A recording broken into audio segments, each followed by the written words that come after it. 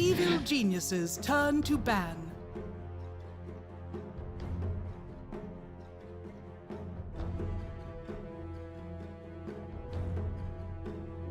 Covers two bases, and yet again, Crit just constantly getting targeted, because Fly, he's going to be playing the Dazzle no matter what, and Crit is going to be struggling. His Tusk is still available if they think that that'll be a good option, but maybe not as ideal versus a Dream Coil Leash. He played a little bit of Doom earlier on in the season, but this is interesting.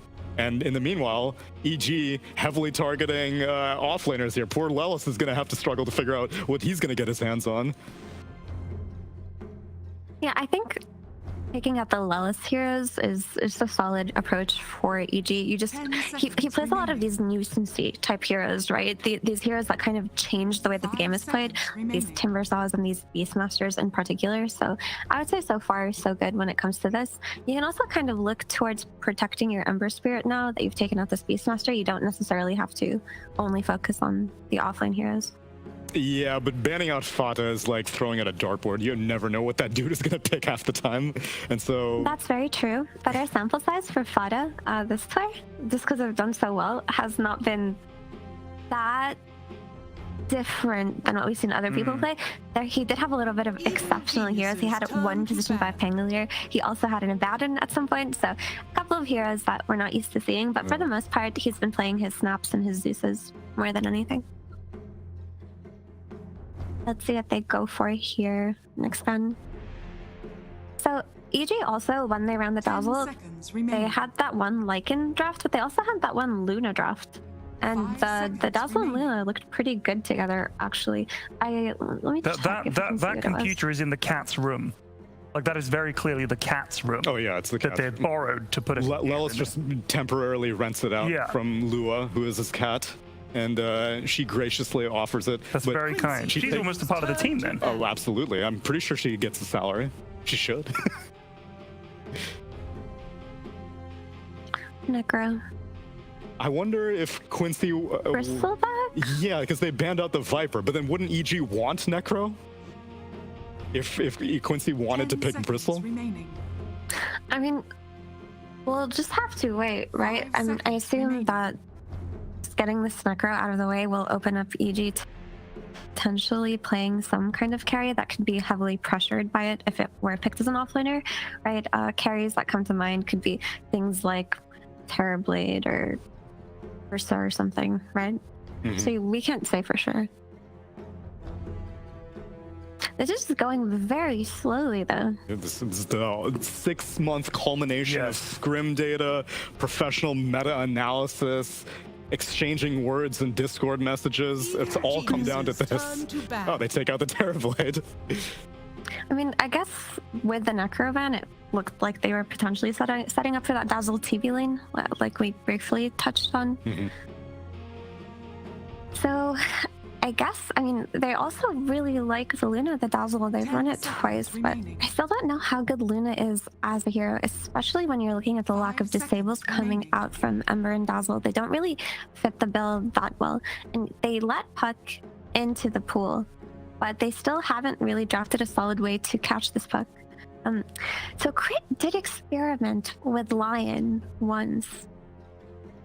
He did. I wonder if they would do something like that again, but is this series, the series that's going to decide so much for you, the time to bust out a Lion when they didn't have the best performance on it that one game? I mean, the instant disable would be nice against Puck, right? But I also think you're just kind of going to be food for someone like Dawnbreaker's just going to smush you. Yeah, your support duo is quite squish if that's the case. And even whenever you picked a Lion, it wasn't even that valuable. Like, there were no spirits that he was playing it against. There was no Puck that he was playing it against. It was like a sniper on TSM FTX that he played it against. So it was experimentation. And for what it's worth now, Quincy Crew is okay to leave Crit alone because they ban out Viper and TB. They're like, all of Crit's feared heroes, not an issue anymore. You can have the Tusk if you really want it.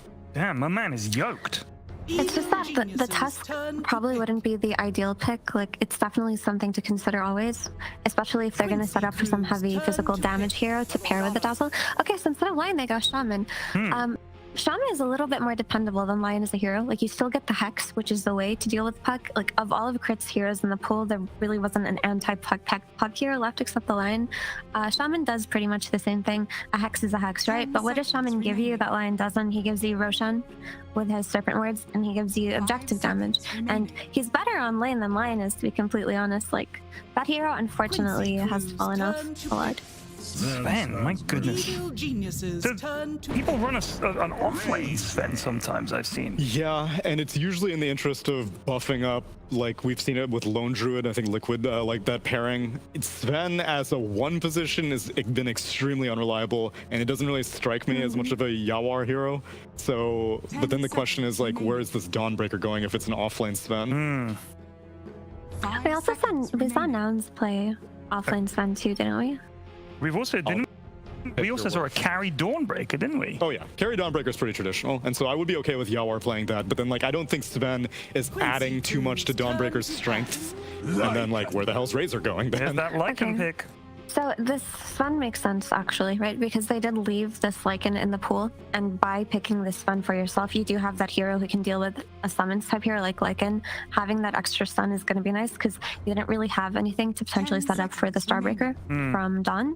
But also the armor versus summon type heroes is going to be helpful, right? You can buy the Shard, you also just have like the Warcry buffing up your team. It could help counteract a little bit of the Dazzle's like effectiveness here. So the Sven makes a lot more sense now that the Lycan came out. I kind of forgot about it completely. But also, by picking this Razor in this phase, you make sure that whatever carry it is for EG in this last pick is going to have a hard time versus the static link.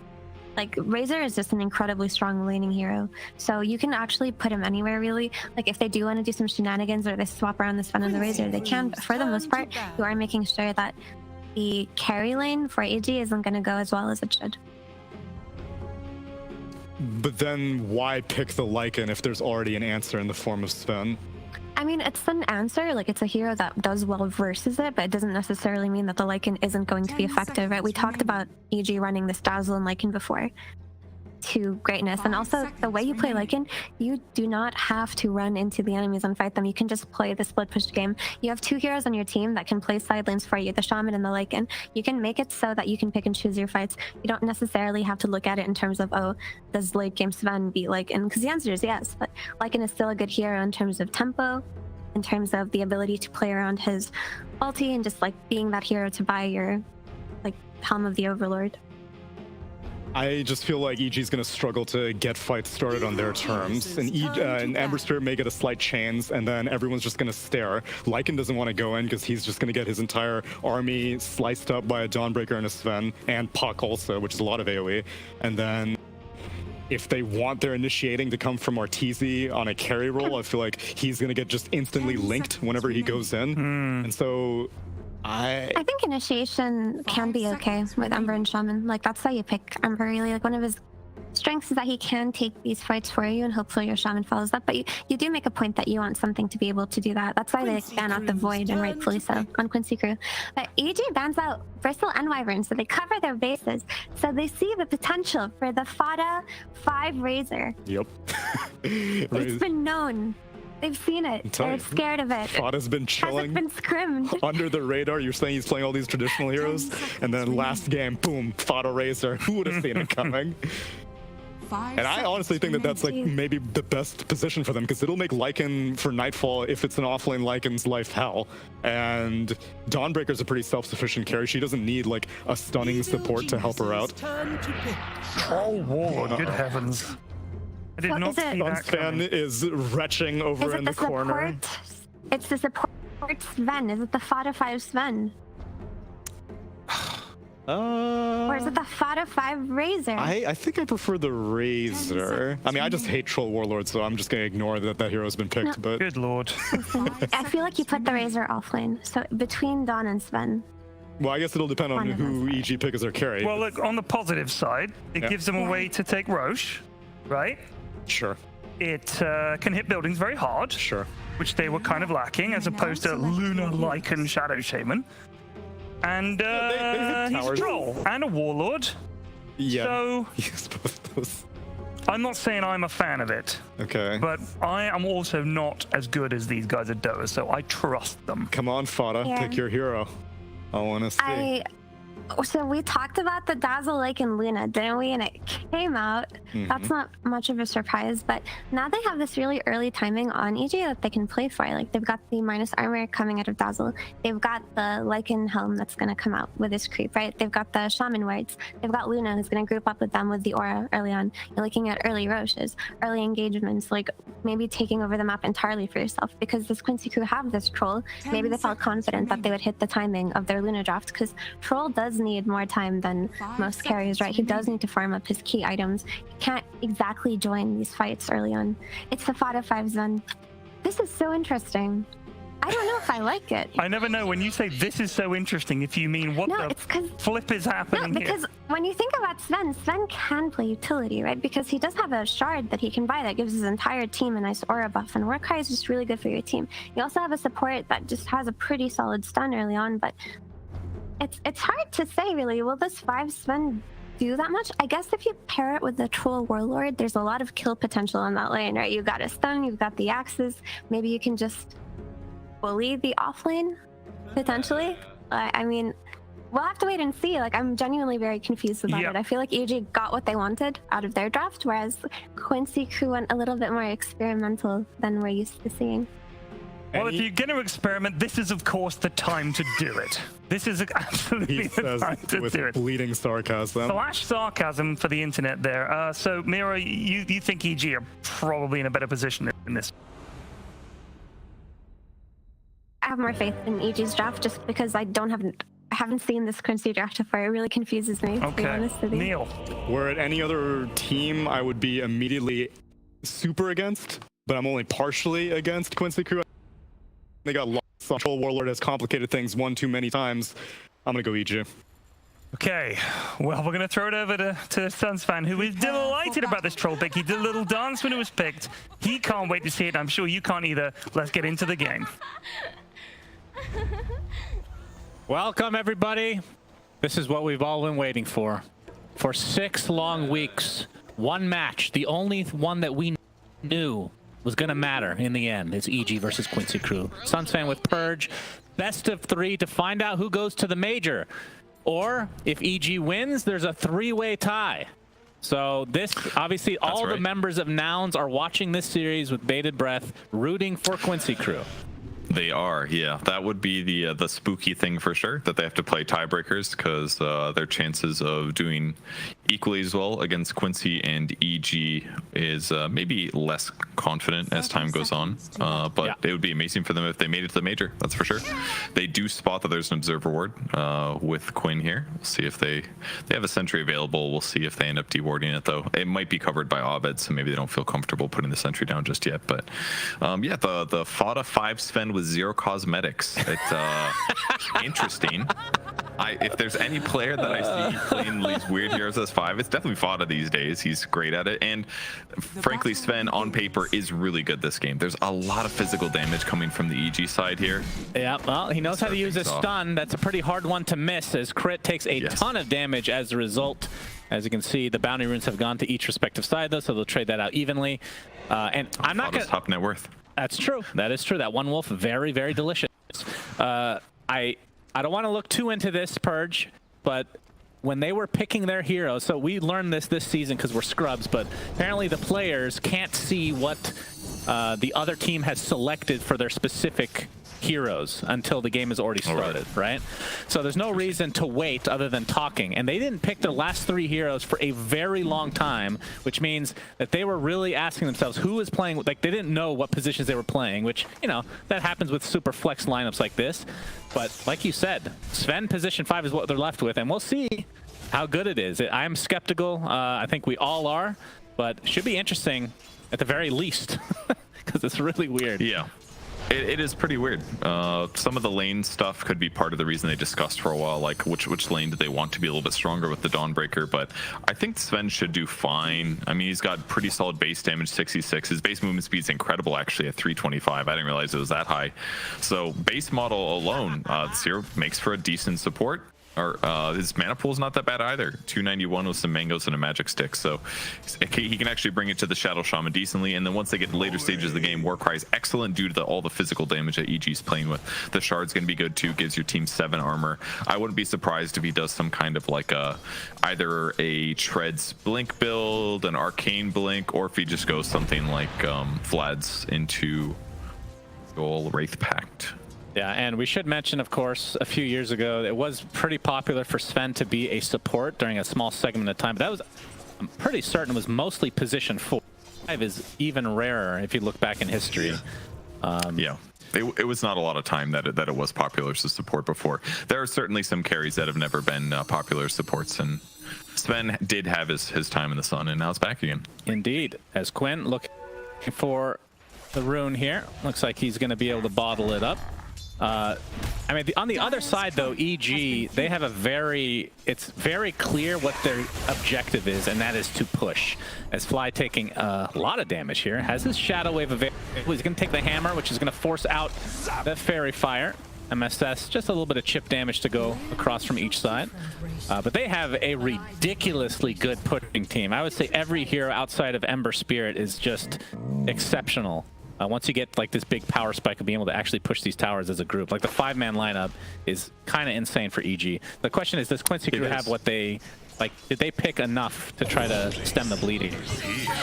I mean, one way to beat pushing lineups is to have better team fight. That way, when your opponents do group as 5, that you can just kind of use your overall better team fight spells to defeat them and thus defend your towers. So having like Dawnbreaker ulti goes a long way, as does Puck ulti. They could hypothetically do some like Coil with Dawn ulti, with Razor running in BKB, sapping damage from Luna, so Luna only does Eclipse damage. That could be a really good way that that they end up winning fights, especially if they can sustain through the other damage using Warcry and stuff like that.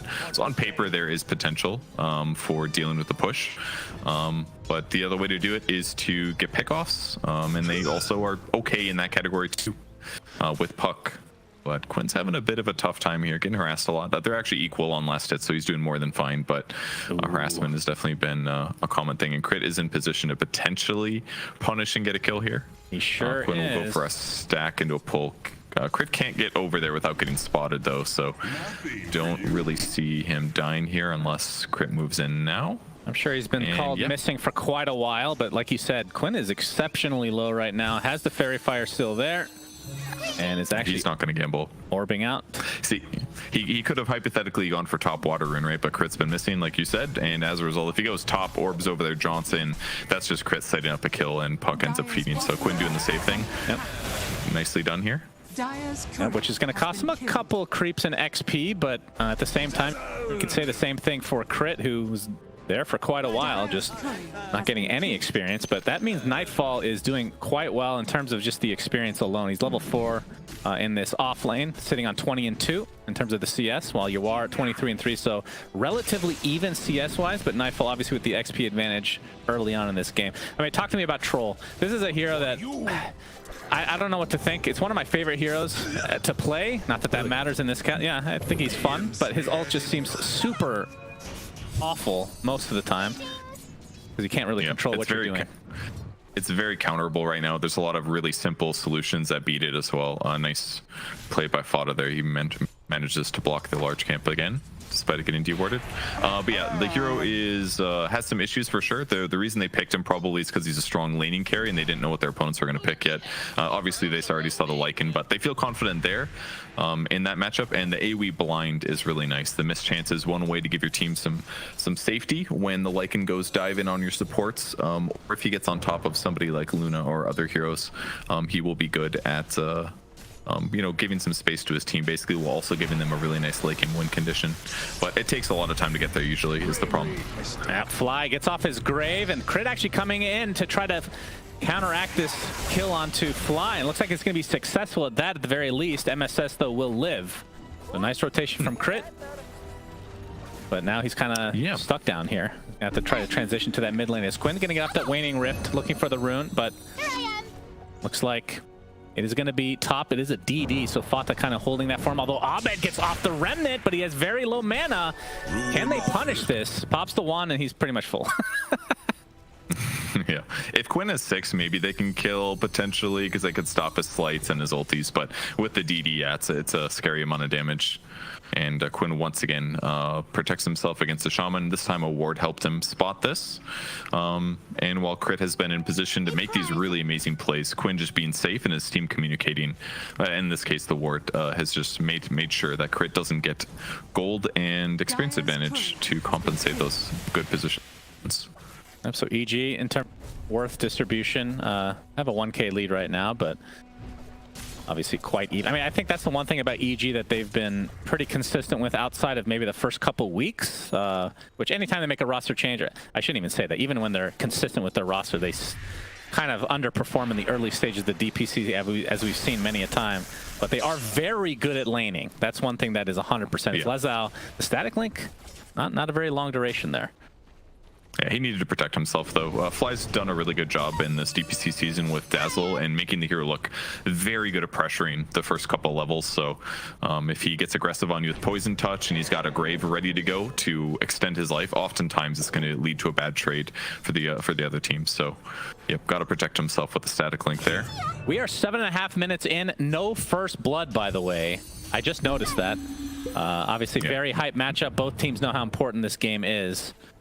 Yeah, absolutely not for lack of trying. I mean, Crit's roamed consistently here to try to punish Quinn. Quinn has taken some last hit and experience sacrifice to get those runes, or to get refills. He is 6. Abed has like a full level over him, unfortunately. Just going to make it a little bit easier for him to snowball. But yeah, look at EG's pressure. Even Nightfall rotated over. That's a lot of EG members in the mid lane. That means they want to push this tier 1 tower. Yep. They have Helm and level 6 on Nightfall, so they are ready to pressure this building. Yeah, Abed going to refill on mana, but Nightfall and company focusing on the tier 1. Fata gets off the Stormhammer, which does little to dissuade the likes of EG. Abed. I mean, Quinn getting pretty low, and we're going to see a pause now coming out from Arteezy. You can't just pause the game.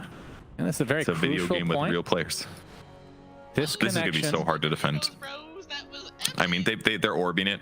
We've got MSS moving over to he's level 4, but there's just so much stuff here. Plus Dazzle healing it with Shadow Wave. I feel like they're just going to beat on this tower with Glyph gone now. They don't have a catapult, at least. That's kind of an interesting thing about this rotation. They timed it based on the Helm, not on a catapult. Right. So that part is going to help elongate the tower's survivability. Yep, Fata, he's going to get hexed. But not a whole lot of follow-up. As you can see, EG just focused on the tower and the tower alone. As we're now 8.5 minutes in. We're going to see a tier 1 tower go down before a first blood, which is not very common these days. And Quincy crew, they're just going to have to let it go, like you said. Not enough to really push back as of yet.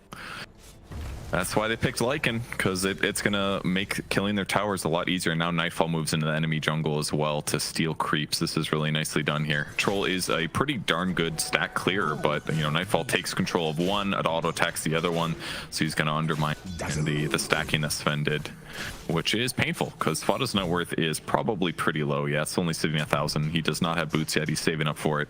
His counter push was quite pathetic. He's doing 170 damage Stormhammer nukes. I mean, he's playing a Sven 5. What do you expect? He is playing a Sven 5. Yeah, they did not have that much counter push there to slow that down. It felt like all he was buying was like the second and 1.6 seconds of stun. That was basically all he was getting out of it. So that was a bit of a bummer. But Yuar is in the jungle. His net worth is equal to Luna's, so that part is okay. But a 2k advantage here for EG is pretty decent at 10 minutes into the game. So not looking bad for him, especially when their pressure is gonna keep coming with the Luna when she gets online. Yeah, but Quincy crew this time, as they see the pressure on the tier 1 tower top, they will do their best to defend it, as Yuar wants to farm up a little bit more. He is going for the Maelstrom as the first item, obviously for the farming capabilities that come with it. And after that, I mean, we haven't seen that much troll, I guess. Are you expecting a specific item path past that? Obviously, BKB is going to be a part of it at some point, whether that's, I doubt that's right after Maelstrom, but maybe it lines up with what they want to do. He might have to because of the shackles. It's a little bit scary, but kind of depends. The raw disables that EG's playing with is not that strong, so maybe he can delay it a bit longer than normal. Yep. EG, they're smoked up. They can see the courier delivering stuff to MSS, so they know that he's back need that here. tome. He's gonna get it. All right, that gives him a 6. Abed, oh, gonna go for the dive. Sleight of fist, so they definitely know he's here. Attempting to get off the ult, but he's gonna get hexed immediately. Gets off the hammer, but likely will fall. And finally, first blood goes the way of EG as Abed clears it, and they take the tier 1 tower as well. I can't believe that was first blood. I thought somebody had died in the mid lane for sure. Yeah. Okay.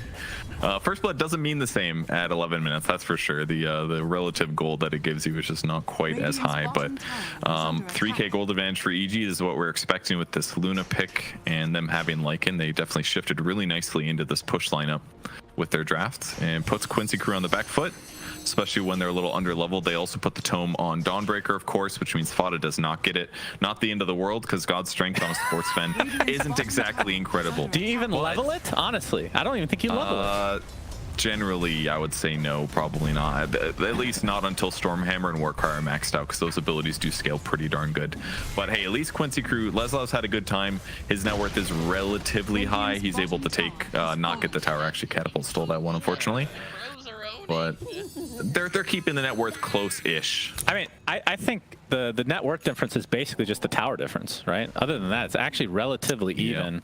Obviously, that is a big boost for EG, and we'll see if they're able to take advantage of it. I mean, if this goes, well, I was going to say if this goes late game, who would you favor? But EG's lineup doesn't really fall off that much. I mean, Lycan can fall off, but like even the split pushing mechanic, we saw that earlier today with Nigma. Even though they did lose, something you always have to watch out for with the split pushing Lycan at some point in the game.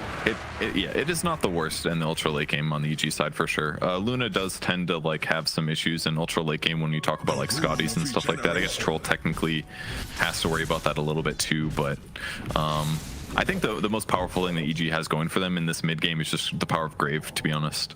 They've got really good heals. They've got Shallow Grave. If they can use Shallow Grave to undercut some of the first couple Quincy rotations, like undercut some Dream Coil stuff, undercut some Solar Guardian types combos, that's going to really they're going to Roche push Pit them into like a huge advantage. Yep, Serpent Wards in the Roche Pit. And this is another advantage of having some towers go your way, is Roshan is available to you. And it is going to be scanned out, so Quincy Crew do know this is happening, but I don't think they can really contest. So this likely will be a freebie for EG. Yep, another advantage of the Shadow Shaman here. The wards still do a lot of damage to Roche. You can't necessarily like cheese it by yourself anymore, but the total damage they deal to Roche is still super high. Yep. Nice. They just keep advancing their interests in this game in a really nice way here. Fly even kind of farming in an aggressive place. He's not that concerned here. If he does get ganked, maybe he dies, but at least it's not first blood. His cores would be survivable, and he's still getting levels as a result by himself. So level 7 on him, actually. So he's pretty content. He's going to queue up a shard. Great solution against Puck to get the 2-second hex. So yeah, great position for EG. They're in decent control.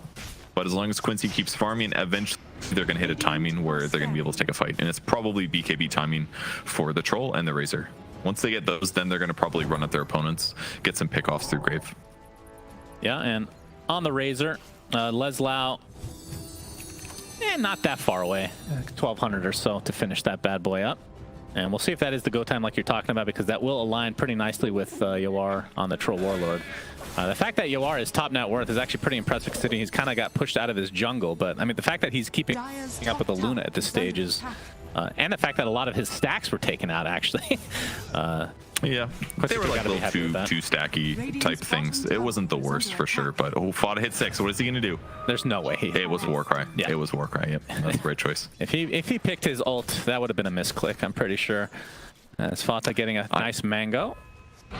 I love that he has the shovel here. It's like he's fighting with a shovel as a weapon. Quinn, okay, Fata, he might be the sacrifice here. The Solar Guardian isn't going to do that much. He gets crit down big time. MSS comes in, but all alone as the rest of Quincy Crew are near this Quinn ultimate onto 3 heroes. So low from EG, but they're kiting them pretty nicely as Leslau gets hexed and brought down. Double kill for Nightfall as Fata stuns the creeps. Not that much damage done to the tier 2 tower as Nightfall's ult will end. Now the Fortify comes out, so it ends up being a 1-for-0. Yeah, they got a buyback out of it, but it was just Fada, so I think that's completely good for the Quincy Crew side. They still have Troll ulti too. the whirling axes made a big difference there. Keep an eye how long that the Razor was able to stay alive. Fada landing his ultimate, the Solar Guardian comes in a little bit, and then things looked really bad. The great position from Crit to instantly hex Leslau here. That means he's not getting a damage sap even while he's disabled here. And they actually did a lot of damage to the backline on the EG side too. Leslau looks super dead, but the whirling axes bought him a lot of survivability from the Lycan summons. So not all that bad for Quincy crew here. Yeah, normally if we... I mean, it's only 3-0, but they do have a 3K lead, which normally at this stage would be pretty decent. But like we said, it's mostly because of the towers. Quincy crew... Yep. I mean, the big question mark is still Sven, like what his purpose really is, and maybe it's never going to come, but we'll find out at some point. It's going to be, it's Warcry for sure. I'm not too concerned about the Sven myself. It's more the fact that they're surviving dives, and maybe not this one, although that's a very fast pig. Yep. Okay. Pig pull for the win. He must have missed the Searing Chains or something. Either way, they'll turn it into yet another tower for EG. I think it's okay though, because again, what EG wants to do, they tried to basically punish the BKB timing on that top tier 2 push. I mean, imagine how different the game is if they have like a decisive teamfight win there. They take the tier 2, they take Shrine, next rush is almost guaranteed going for them, you know. But in all these dives they've had, Quincy is like barely getting out of them by the skin of their teeth, and that means that their BKB timings when they come means they're going to only be behind by like 3 to 4k instead of like 6 to 7k, and that means that fight with their BKB timing, much higher chance they do a good one. MSS, he looks super dead. That is a dragon with fire.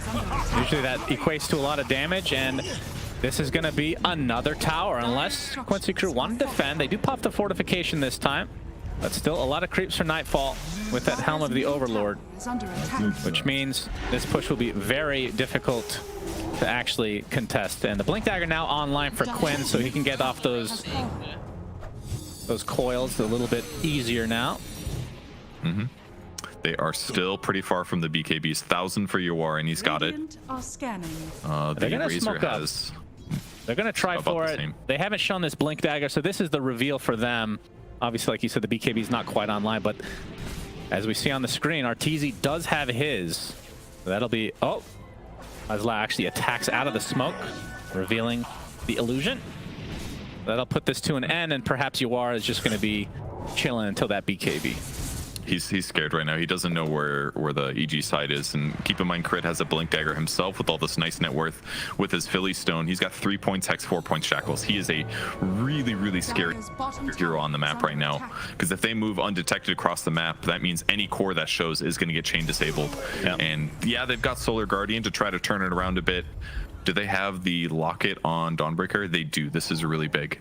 A lot of heal that he can pump into his teammates. A decent amount at least. It's 45 it being increased, so it's not the most right now, but... And let's see if Yawar reads the smoke here. Yep, he is. I don't even know if he... moving around to farm. Oh boy.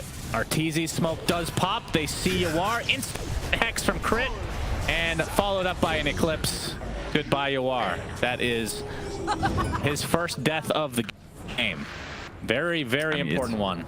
Really unfortunate, genuinely. Yeah, he's going to get chased now. The Searing Chains connect, the Dragon blocking him off, and that's a double kill for Arteezy across the map here.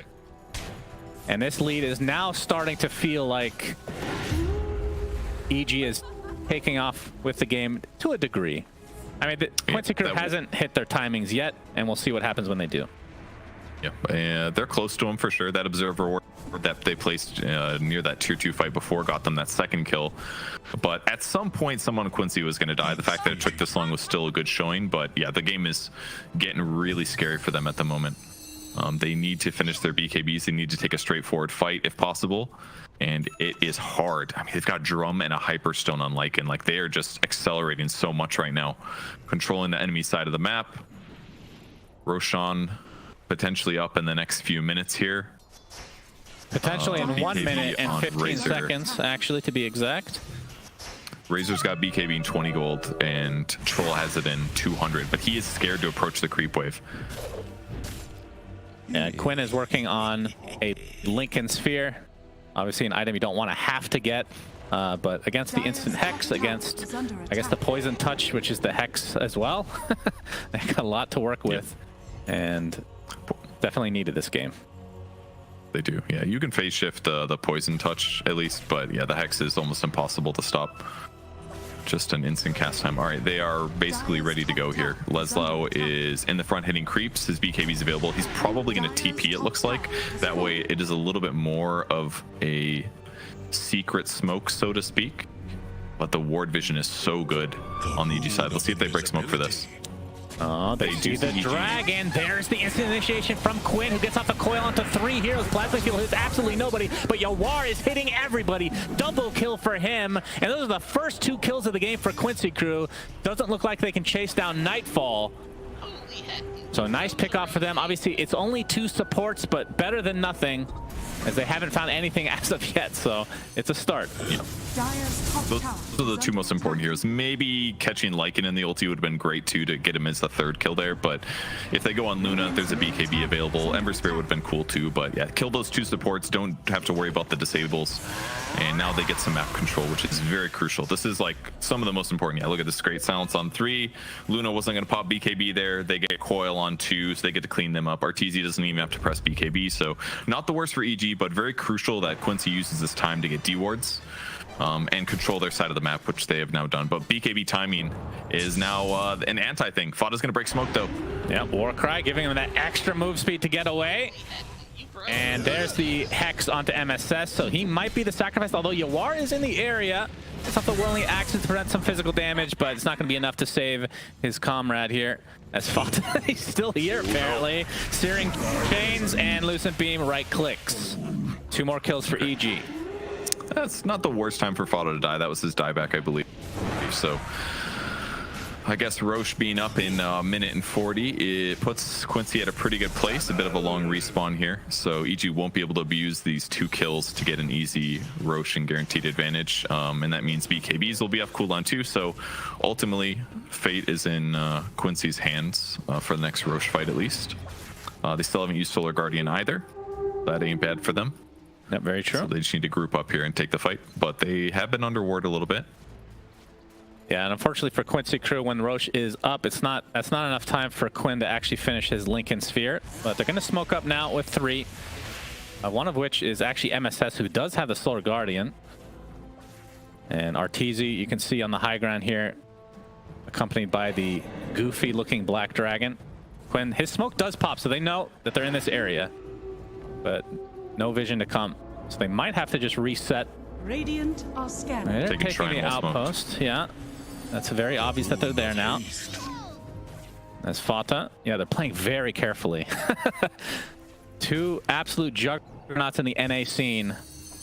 Not ready to fight Arteezy. He's going to get caught out, but he pops the BKB Eclipse. Fata is not going to die. He lives. So the Eclipse, but they do find Leslau. That is an even bigger kill.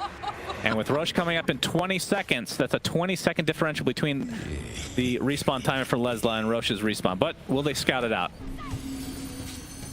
Quinn can definitely mess with the 2. Again, he's got to be so careful with the Hex, though. So him taking Roche, I just don't know if they can do it.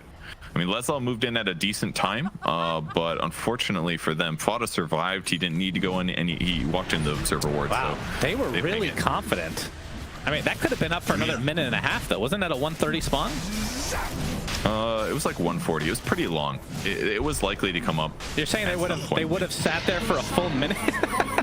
I don't think it had a minute extra. The first time I looked at it, it was covering like 75% of the circle. So the longest it could have respawned was maybe like nowish or something. So they knew that it was a decent chance that it came up. They managed to get it, and they pick up the Aegis. All right, well, Arteezy, like you said, has the Aegis. He picks up the Shard as well, so the Lucent Beam auto attack. And he is only 500 away from finishing a Scotty, which is very farmed. Very good item. Great against Dawnbreaker, obviously great against Troll with the ult, be able to heal up. As Quinn, no, my goodness, he actually auto attacked before Hex.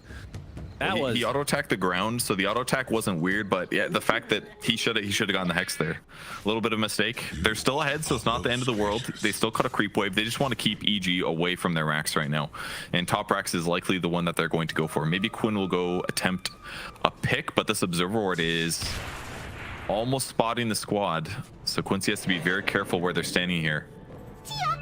Yep, Quinn spots it out, has the blink dagger, will be fine. Very tense time for Quincy Crew. Still 1,000 from Lincoln's on Quinn, which should give him the confidence to go out. He's got shard on Sven at least, so 7 more armor to his squad here. Okay, very nice. War cries will be big. You see the static link onto RTZ. Still has the Aegis as Crit gets the Hex off onto Quinn. He's stuck inside this Hex and the Serpent Wards, but finally gets the phase shift off. The coil to follow, but he gets destroyed. 50 seconds on the deck, and we'll see if Quincy Crew wants to reset in their base. Still has buyback though if RTZ and company want to go high ground. Abed goes pretty deep, gets off the slide of fist, but a nice Starbreaker onto several heroes for MSS, but is it going to matter? The double buyback from Quincy Crew make it 3 as the bashes continue from Yawar. He is yet to die, focusing on RTZ. That is just the Aegis though. As Quinn trying to force the rest of EG back, and RTZ is going to get static linked. Decent duration, but he is just right-clicking so hard. Triple kill for him as he takes out MSS, and now they can focus on buildings. And Quinn still healing, though. Had to use a lot of that gold to buy back, so no Lincoln Sphere even remotely close for him. But that puts EG in very firm position in game number 1. Is under attack. Yeah, they had to commit all those buybacks, and they played it very well considering. They got RTZ pretty deep. I really like that Leslau targeted Crit after linking RTZ. Rather than killing RTZ really fast, he's like, all right, I want to kill these supports so that when my BKB runs out, I'm safer. But the tough thing was the BKB on the Ember Spirit saved him from the Troll Warlord ulti. Troll's BKB ulti would have definitely killed Ember if not for BKB, so Abed saving it until that moment was great, allowed them to disengage. All they lost was RTZ's Aegis basically, and they got a lot of buybacks out of Quincy. So now further behind in net worth, just gonna make the next fight tough to win for the Quincy Crew side. But EG's played this game flawlessly. Yep, they absolutely have. I mean, Yawar has been farming really well for Troll, but this is a hero that needs to ramp up a bit. Obviously, he can take towers, but he needs a team around him to be able to do so. And they don't really have the composition like RTZ's Luna does. So all that influx of gold from EG, using it to their advantage, and now expanding their lead. Now they're poking the tier 3 bot. Probably not going to go any further, though. Although, I mean, the next Roche is not remotely close, so we'll see what they choose to do here. Can try to constrict the map now that they have pretty full map control. That is definitely the plan right now. Constricting the map just compounds their advantage a little more. Oh, they're gonna get a grab. Yep, Fata's dead. Yawar trying to get out. Lucid Beam is there though, and he's gonna get Hexed Serpent Wars. My goodness, way too much damage. MSS actually comes in with the Solar Guardian and dies shortly after. And Leslau with the BKB attempting to run away, but something tells me this game is about to end, Purge. Leslau is the 4th to die in this mini engagement. And now EG do what they do best, which is push, but GGs are called. So game number 1 to EG. It was all EG, and remember, Quincy Crew has not lost a singular game throughout the entire DPC until now. Yeah, I mean, Leslau did talk in their interview that he doesn't want to overhype the fact that they lost 0 games. He says we lose scrims, but I mean, that was a very well played game by EG. I think Quincy did very good considering what they were up against. Maybe the Sven was a bit of a weird thing that didn't work out so well and made those early fights more difficult, but the way EG played that was absolute surgical. Really well done with their draft and the way they played it as well. Great catches by Crit at a lot of crucial moments, especially to guarantee big kills and stop BKBs from coming out. Yeah, I don't think much more to say. Quincy Crew got 3 kills that game. That is not what I was expecting for a team that has... I mean, the panel did bring it up that it felt like Quincy Crew hadn't really been tested this season at all. They've obviously looked really good with Fata coming in, but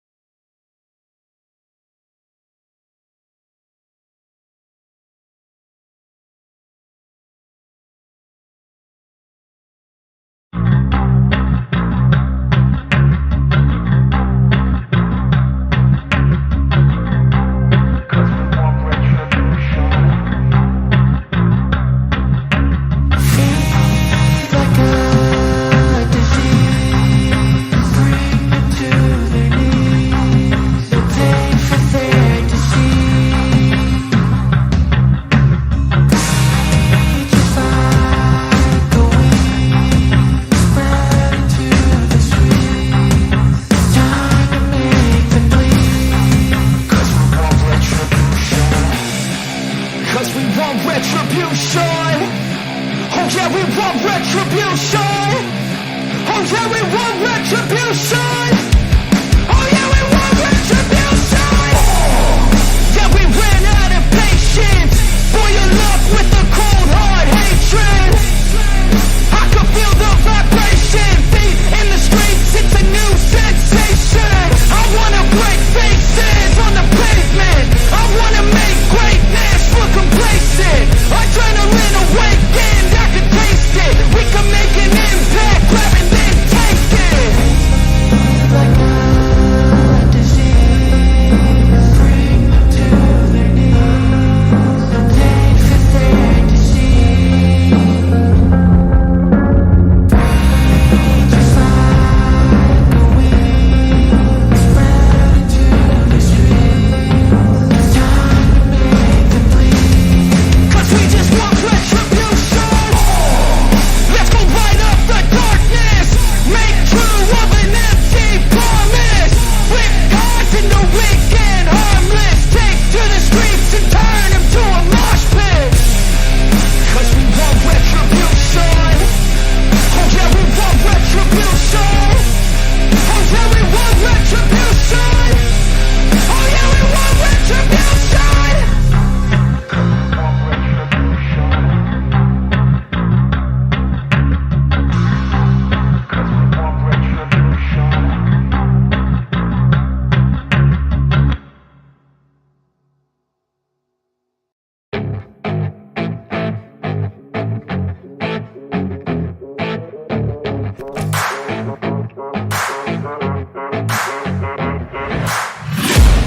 I'm taking shots at the enemy. I'm gonna make it to the top, leave a legacy. If I got something to say, you better let me speak. Turn it up a new degree, bitch, you ain't seen anything. I pop off with the new rock, electronic, blow the sonic roof up. I'm too honest when I take a few shots. They're too toxic, need to take the news off. You cannot save me, 'cause I don't need saving. It's everything I've been chasing, all here for the taking. Don't wanna test your luck with me, I think I've had enough disease. I'm sick of all the bad thoughts, people who are half-nots. You are not as tough as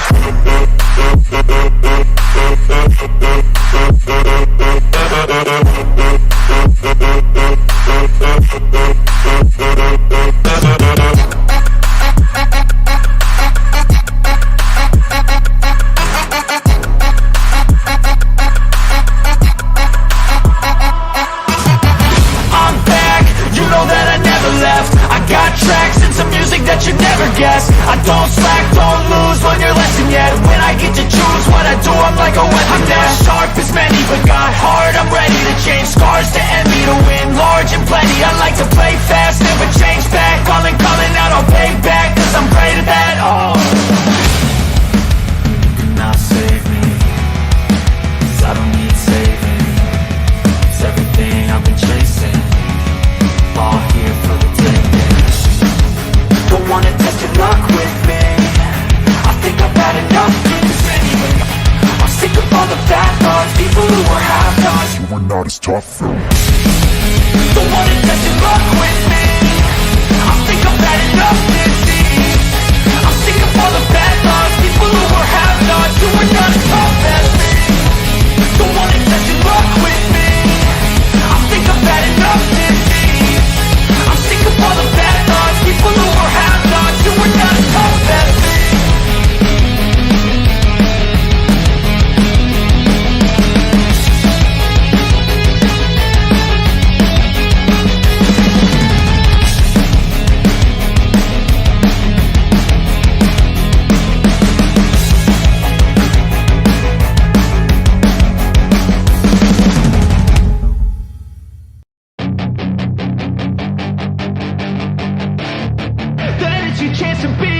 Hey kid, don't ever let them get inside your head.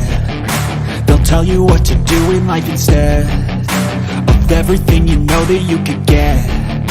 Don't let them guide your life towards regret.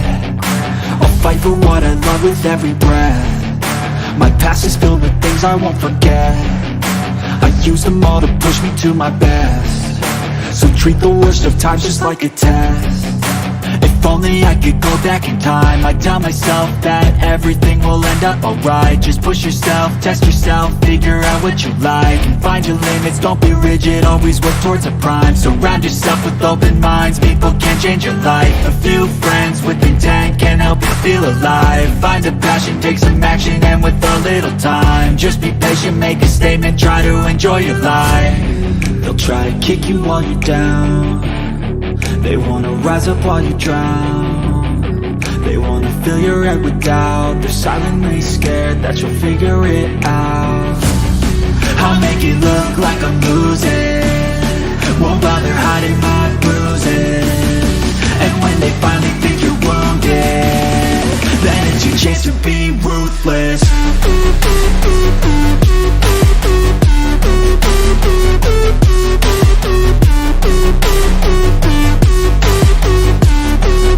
It's your chance to be ruthless.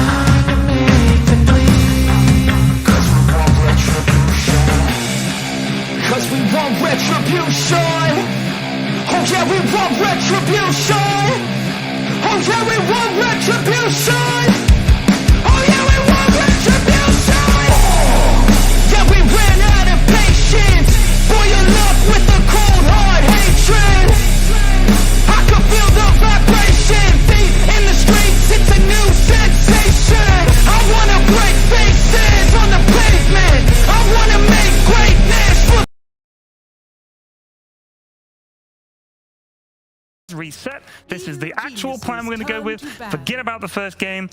This is the first game.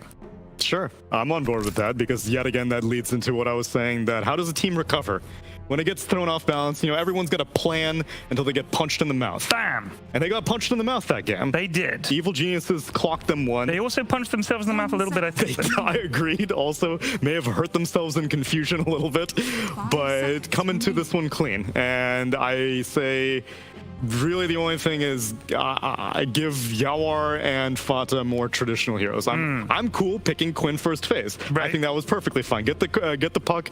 If you get responded to by an Abed hero, that's fine. MSS looked fine on the Dawnbreaker. I think maybe the other thing I would look at is giving Leslau a more backline jumper, which he was kind of trying to do on the Razor, but it wasn't the game for him to do it. That was why that one time that Arteezy broke the smoke and they were going on Fata, they get the Eclipse, and then Fata leaves with like a quarter HP. They're like, oh wait, Razor's trying to jump into us, let's just kill Razor instead. Yeah. So give him, like, he'd been doing work on Centaur, and I thought Centaur was trash, but Leslau was making it look god mode. Marcy, first pick.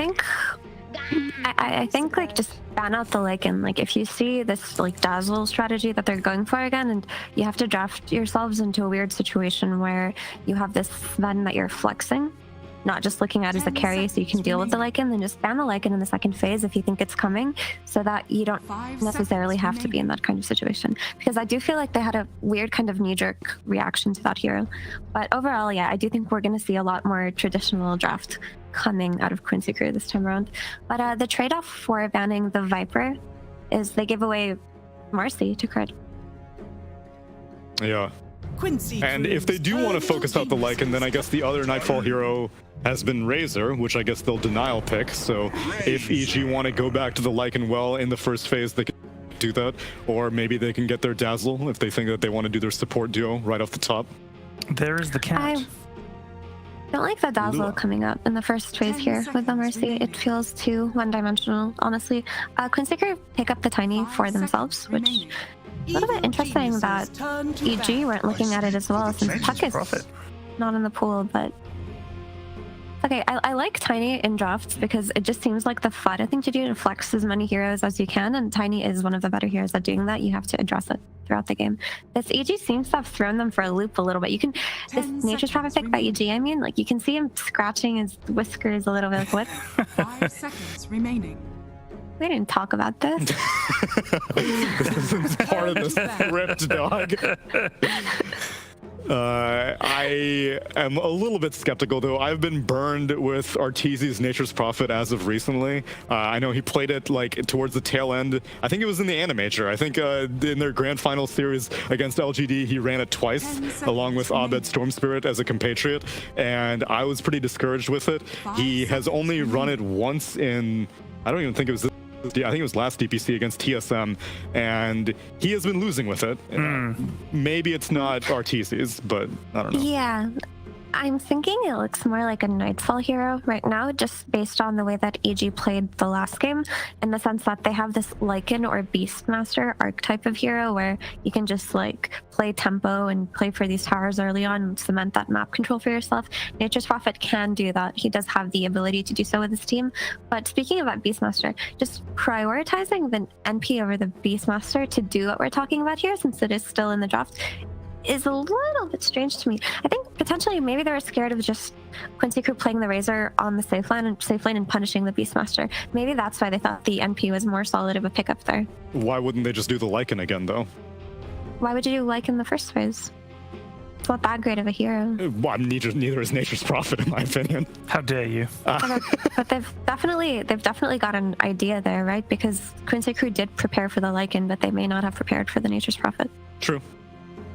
And we'll see what their contingencies are. I guess one of the things they want to get rid of is the AoE, so they ban out the Underlord, which may also lead into some other tanky core that evil geniuses want to pick, so they get Underlord off the table. But not just that. By banning out the Underlord, they take away like an important aspect of the draft that Quincy Crew lacked in game one, right? They lacked the ability to defend these tier 1 towers on their team. When EG hit their timing, or they hit their stride and they just ran at these buildings, nobody on the side of Quincy Crew could do anything to stop it. They just kind of had to watch it unfold. And Underlord is one of the better heroes at doing so. Outside of like building auras for his team, he just has like the Firestorm ability, the Pit of Malice. Like he sets up for these T1 defenses quite well. Mm-hmm. How would you feel about Quincy taking the Beastmaster for themselves? Put it on Lullis. Oops. Evil Oh, I'm sorry. I guess it was a bad idea. I'm not going to comment on it. I was appalled by this. Well, I mean, EG banned it out, so Oh, okay. I kind of don't want to deal with that hero at all. It is a problematic hero for sure. And it also is, it's something that kind of takes away from your ability to pick a BKB carry, right? If you're playing against the Beastmaster. 10 seconds remaining. Yeah, and they take the Enigma Black Hole out of the pool as well. 5 seconds remaining. Do you guys like the drafting phase of Dota? Do you like watching it, trying to predict what they're doing, what's going to be picked, what's going to be banned? In high intensity series like this, yes, but after like 5 weeks of the DPC where like half the teams are extremely refined in their drafts and the other half the teams are like, I play this hero all the time, that's why I'm picking it. Right. It's kind of difficult to judge, like, are they picking it because there's a lot of synergy, or does this dude have like 5,000 games on the hero and he's always going to be good with it? I love the drafting. I enjoy You it. do love the I Me do too. love it, 10 yeah. seconds Yeah, I think it's remaining. fascinating. I think that's interesting like because watching Slacks thinks that we should get away, He does. just ditch it. Because I think for the average viewer, it's just kind of there. I guarantee you this is the most interesting part of the pregame. You think so? Yes. And To I think who? everybody watching this. If I'm wrong, Twitch chat, try and point out One's in the something. chat if you like the draft, two's in the chat if you wish 5 heroes would just show up. 10 seconds I guarantee there's a hell of a lot of ones. If I'm wrong, I'm wrong. For what it's worth, I think the people who do watch the DPC are the more fanatic. These are your Dota fanatics. Exactly. And then the people who watch LANs are just like, oh, Dota's on. And then they have to sit through 15 minutes of... But those bum, filthy bum, casuals bum, bum. shouldn't be catered to. True. And they're almost certainly just turning up after first blood. Oh, the game started? We've been here since the draft. I agree. Supports get banned out by Quincy Crew. They take out the Chen, they take out the Wyvern, they take out the Phoenix, and EG pick up a Mars. Yo, I haven't seen this hero in so long in NA. Time for the Terrorblade to come out. It's it looks like it could be carry Nature's Prophet, but I do want to see this Mars Terrorblade be played again. It's been so long since I've seen this EG style. 5 In a very, very long seconds time. remaining. I guess the thing about carry Nature's Prophet that makes me a little bit concerned, because you do know that this Mars is going to be played on the offlane. Like, yeah, we have seen Mars be flexed to mid a lot. It happens a lot in SEA and in South America in particular. Like, they're still first phasing Mars in a lot of situations because they play it between offlane and mid. I just don't feel like it's an Abed hero, really. Who drinks water So we that can way? just assume all Sip, this sip, is. sip. No, but I know, Crit from just the put angle. it right into the corner of his mouth at an angle. I Then he actually wiped his whole mouth anyway. I thought maybe he had lip balm Yeah, on. okay. I kind of have to do that with my beard to prevent like my lower lip from getting all wet. Right. I But see. It's an interesting technique. That's why I love these player cameras in the drafting stage. you get so much personality. You really get to see them just. They're not even acting like they're on camera. They're just people playing Dota. This is what we all look like. Well, it's a high stakes game, especially this one. Zibe drank out of a watermelon earlier today. Did you hear about that? No. Oh yeah, he's been drinking out of various containers. 10 Final seconds series of the DPC, a watermelon. That's very pog. Very 5 pog. seconds remaining. So is this Dazzle pick, a very pog pick. Yeah, so it's basically telling us that it's going to be a carry Nature's Prophet, which is a little bit disappointing to me just because I feel like there's a lot of better things that you could have set yourself up for, but obviously EG have practiced it and they are comfortable with playing it on RTZ, and now you just have like the added backup of the Belgrave, and you're going to have Marcy roaming around the way Crit always has. I think the Marcy Mars lane has a lot of potential to get a lot of kills early on, but for the most part, Mars does well in the offlane by himself. So when it ever comes down to Marcy just playing this as Mars or whatever mid hero is coming, it'll be fine. I do want to emphasize again, or re-emphasize, that Mars has been played mid before in many regions. Even though it looks like Lelis' hero, it doesn't necessarily have to be. You mean Nightfall's hero? Quincy Crew pick up the... Oh, yeah, sorry. Completely zoned out. But this TA coming out for Quincy Crew looks really solid, actually. You've got the Sideblade to deal with the good ones now. I mean, I'm looking at the drafts reversed. Oh no. You've got the Sideblade. Quincy Crew It's at that point deny in the night. Dazzle pick away from Fly. No, but you've got the Sideblades now to deal with Nature's Prophet, right? Like, you do have a hero who can play and, like, push out these waves for yourselves. The ability to, like, burst and silence with your Psionic Trap is going to be really annoying for the Dazzle, right? One of the best things about TA is that she can focus these really nuisance-type backline supports later on when she gets that shard. And she looks like she's very comfortable as far as her refraction goes right now, right? There's nothing that inherently breaks it. Like, I suppose if Nature's Prophet's treants start punching her, they could break it, but so far so good as far as the TA pick is concerned.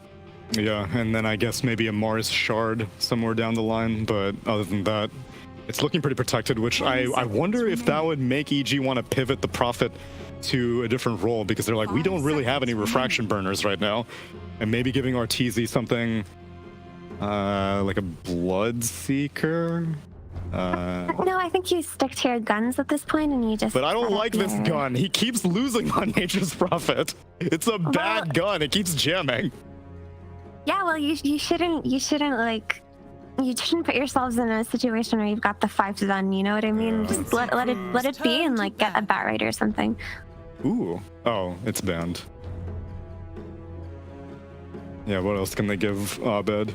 He has Kunkka as one of the options still available, I think. I'm kind of surprised that.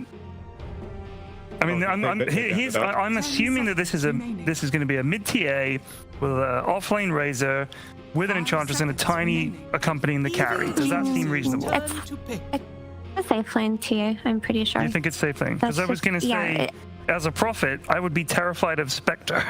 And Spectre is still out there, so I was just kind of surprised they hadn't banned it. But I guess with the TA pick, they don't need to. I think Spectre's a very easy way to get run over this game, to be honest. So I think carry TA is just really solid. Yara plays it very well. Quincy Crew are very comfortable playing around this hero too. It's a really easy win condition for reasons I mentioned. Like, it's good at jumping the back lines. The shard is going to be really valuable this game. Just even being able to build things like Blink Dagger on your carry is going to be a value versus Mars Arena, if that's something that they want to do I on the think TA. you might get your wish of a mid Mars, Effie. Because the way that they banned out in the final phase, they're good anti-TA heroes, the Ember and the Kunkka, but they would come mid. And so if you're going up against side lane TA, send Death Prophet in the off lane, and then Mars mid against, I guess, the Razor or the Tiny. 10 seconds. I mean, it looks like a tiny mid, honestly. Doesn't have to be. But on the side of, fighting right now. Yeah. Remaining. But I'm glad it's Mars mid. Like that makes it so much better because now you have a stronger lane that Mercy can play with. Like I said earlier, Mercy and Mars can do stuff, but the ranged melee matchup is usually the best way you can set up your side lanes at this point. And something like a Death Prophet strongly benefits from having Mercy's ability to rebound and dispose in a game. Like it corrects her flaws really well. It also gives them that tower pressure that they didn't have before. Right? They have to have something to play with this Nature's Prophet to justify the Underlord ban. If Nature's Prophet was the only push that they had, it really wouldn't have made sense to go that route. So the Death Prophet being able to take these objectives with them to pressure the safe lane more with the Mercy looks like a good choice. All right, Ted, I want your analysis. Who do you think Fata is going to be playing this game? The Tiny, the Razor, the Enchantress, or the Zeus? Enchantress. Enchantress, okay. That would make a lot of sense. But Fata doesn't make sense. I'm saying Razor. I just think you'd want maybe Tiny, but I was thinking Enchantress. Oh, it's Razor. Okay. Okay, dude. So mid Zeus also gives a lot to Quincy. You got me there, Ted. Neil. I got you. You got me I there. baited you. I'm sorry. You knew what was coming. Effie can justify it though. Mid Zeus, what's the merits? So we talked about how game one slipped out of hands just because there is no way for Quincy crew to defend those early tier 1 pushes. So by having something like a Zeus, who if he doesn't get caught by the first Mars arena, should be pretty solid on doing that, right? You've got the arc lightning, you got the ability to protect yourself on the mid lane, de-ward around yourself, and hopefully hold out for your TA as much as possible. And of course, you've got the vision advantage and the ability to break Mars's Blink Dagger with the Zeus Thunder God's Wrath. If they can kind of set up these fights for themselves, or they can break the Mars Blink and initiate with their own Tiny, then Quincy crew have a solid shot at taking these fights. So which draft do you favor overall, Mira? Looking at heroes alone? Just a team. Looking at heroes alone, I would say the EG draft. EG draft. Neil. I like the flavor imported from other regions of mid-Mars, but I don't think it's been tested enough in NA, and I think Quincy crew have their shit together in this game number 2, so let's go Quincy. Well, we'll have to find out. And putting these two drafts to the test, reducing in the cruel of divine, which is the better, shall in fact be covered by our magnificent casting duo of Suns Fan and Purge. Take it away, gentlemen.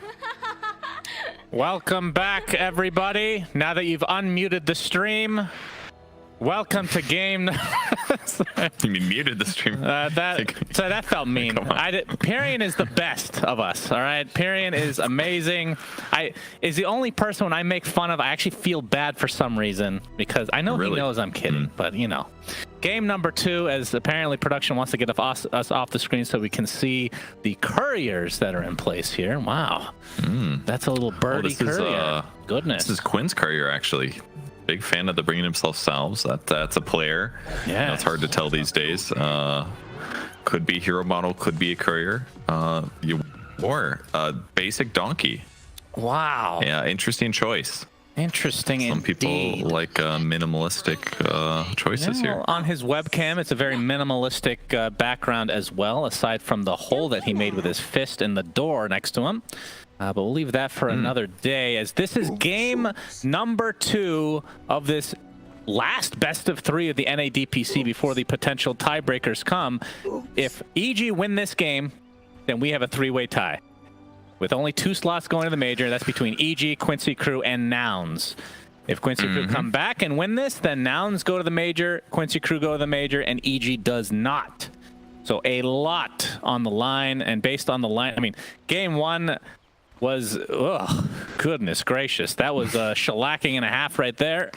I don't think it's going to be the same thing this time around, Mr. Purge. Yeah, I think the last game was just a masterclass of EG showing how well they understand like the early game tempo of Dota. They hit that amazing timing at like 7 or 8 minutes where they just killed the tier 1 tower and Quincy wasn't able to respond. And then from there, Quincy did generally the right things that they needed to do in the game circumstances, but they didn't convincingly win any of the skirmishes that they had, and as a result, EG just kind of catapulted to a huge net worth lead. So EG basically played flawlessly in the match. This game, some more weird stuff going for Fada. Razor 5 position is what we get to play, but he has this amazing, I love this set actually. It's one of my favorite sets of all time. Okay, I'm glad you brought that up, because looks great. What you're saying is based on the set is how well he plays, how good the set is. Yes. I'm asking me nothing on Sven, right? So that is correct. I mean, he's played Razor as support before, so it's not the craziest thing in the world, but against, you know, versus any other team, obviously that is very weird. Speaking of also weird, even though we've seen him play it maybe once. I don't know how many times he's played in the DPC. I feel like I've only seen it once, but Abed, Mars mid, something that has not graced our presence in quite some time. What are your thoughts on that? It can be really solid. I mean, as a mid hero, you get a lot of levels, right? So you can use those levels to go gank side lanes. His ultimate can be very good to stop some of the range damage that's coming out from like a TA potentially. If he can blink and catch somebody like a Zeus and there's any silence or damage follow-up, that's a lot of kills in a lot of cases. So I think it has really solid potential. But as an offlaner, it definitely fell off. Team just kind of stopped having faith in it. Even though that on paper, the hero has really solid abilities, just as a laner, you know, once the armlet build got nerfed a couple times, it just hasn't been the same. As he's taking a lot of damage in the mid lane. Yeah, will be interesting to see how this lane ends up shaping up, as these are the two, I think very clearly that Bryle's probably in that conversation. The best mids in NA for sure. It's kind of Quinn's calling card. He's known for getting every single rune. Even he admits it. Usually people don't admit it when they're lucky, but Quinn, very humble indeed. It's like all luck. Well, he didn't get a lot of water runes last game due to the roaming that Crit did, so we'll see if he can do the same this game on the Marcy. Definitely a really nasty laner. That is a first blood already, so about 10 minutes ahead of last game, as Quincy crew are on the board first in game number 2. Yeah, the offlane Tiny is something that a wildcard, for example, was using. They used one of the games today. It can be very effective because you're going to have a little bit higher net worth. You get to blink more reliably, and it can be effective as an offlaner. So I don't know. Nature's Prophet has vulnerabilities, certainly. If your opponents get too close to you, you're going to get killed in some cases. And Enchantress being against you and Tiny being very strong, it's definitely scary to get tossed back or ran down. And yeah, here's the other nice counter too. You just enchant one of the treants and you take away half of his skill point, and your treant ends up being stronger anyways because you get this extra damage. So, and armor bonus too. Yep, your War TP's back to the tier 1 tower, so Void's getting killed there. As we can see the mid lane CS, by the way, 15-6 versus 9-2. I know it's early, but Quinn off to an amazing start so far. And I mean, yeah, it's really good. I think even just the 6 denies is impressive. I know that Zeus has been changed a lot over the years. This is something that he could never do on the old Zeus. Yeah, but that base damage has been base damage. Yeah, he's got great base damage, but it's certainly Quinn just being a very good mid player that's led him to this situation here against Abed. But Abed should be fine. At later stages of the game, obviously, percentage base damage is very good against strength hero like Mars. But on the bot lane here, Fada is zoning out Nightfall decently. Nightfall sitting 12-2 versus Yawar's 14-4, and Fada also has 6 last hits actually, which is not too surprising. That's an easy way to secure range creeps when you've got like plus 60 damage here. So he's gonna have boots at a good timing this game, unlike the previous one. Yeah, totally different game this time. We're gonna see the rebound into the dispose, so Fata taking heavy damage, but he's gonna survive. And obviously this last pick from EG, the Death Prophet, kind of an answer for the refraction that's gonna be coming from Yawar, because they didn't really have any damage over time. Yeah. It's not the best Death Prophet pick. I mean, like you said, it's great against Refraction. It's going to be great for tower pushing, something that it's nice to layer with the Nature's Prophet, but usually you love this hero when you're against a lot of tanky, high HP heroes. You are going to get gone on bottom here. Yeah. They actually don't. Okay, there's the mana. Yep, that is a lot of damage, and the blocks come out from Crit, and this could lead to a kill. He's going to pop his wand, so he will be fine, as Fata's going to steal a bunch of damage from Crit, but you are still sitting quite low. And obviously with the changes will to... get him. Yeah, wait, is that Changes to his what? salve? Was that his salve? It was his salve, yep. Okay. Yep, he was ready to go. That's the exact change I was talking about. Things Very have important that changed. you are prepped on those salves, I gotta say. Your's got his boots coming now too, so he'll be able to get away from these a little bit easier here. And what is it with EG loving Dazzle so much? I feel like other teams don't really prioritize it nearly as much as them during this DPC. Yeah, I would say that's true. I think Fly feels confident on it in the laning stage, number one. That part is good about it.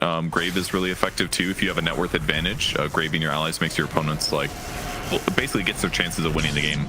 Kind of like can really shut them out completely. Fodder looking dead here. Yeah, it's a lot of damage, and he does go down to the last right click despite Nightfall having almost no... Wait, he got the kill with literally 0 damage? Is that possible? Did he hit him with Crypt Storm? I mean, he was Spirit Siphoned as well, right? He was, but I thought it tapered and was the right click that got him. Maybe we can watch that another time, but that was weird. Oh! Thunder God's Wrath deletes Arteezy. That's the second death for him. Obviously, he can get back really quick thanks to the multiple TP solution, but that is not a good start for Arteezy, for sure.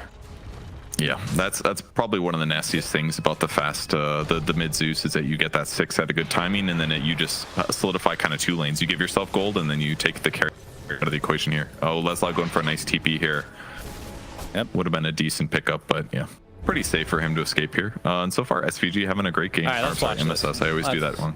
Spirit Siphon, Crypt Swarm, Spirit Siphon. It's off. That is a right click. Wow. With It was a right 0 click. damage. Well, okay. 0 average.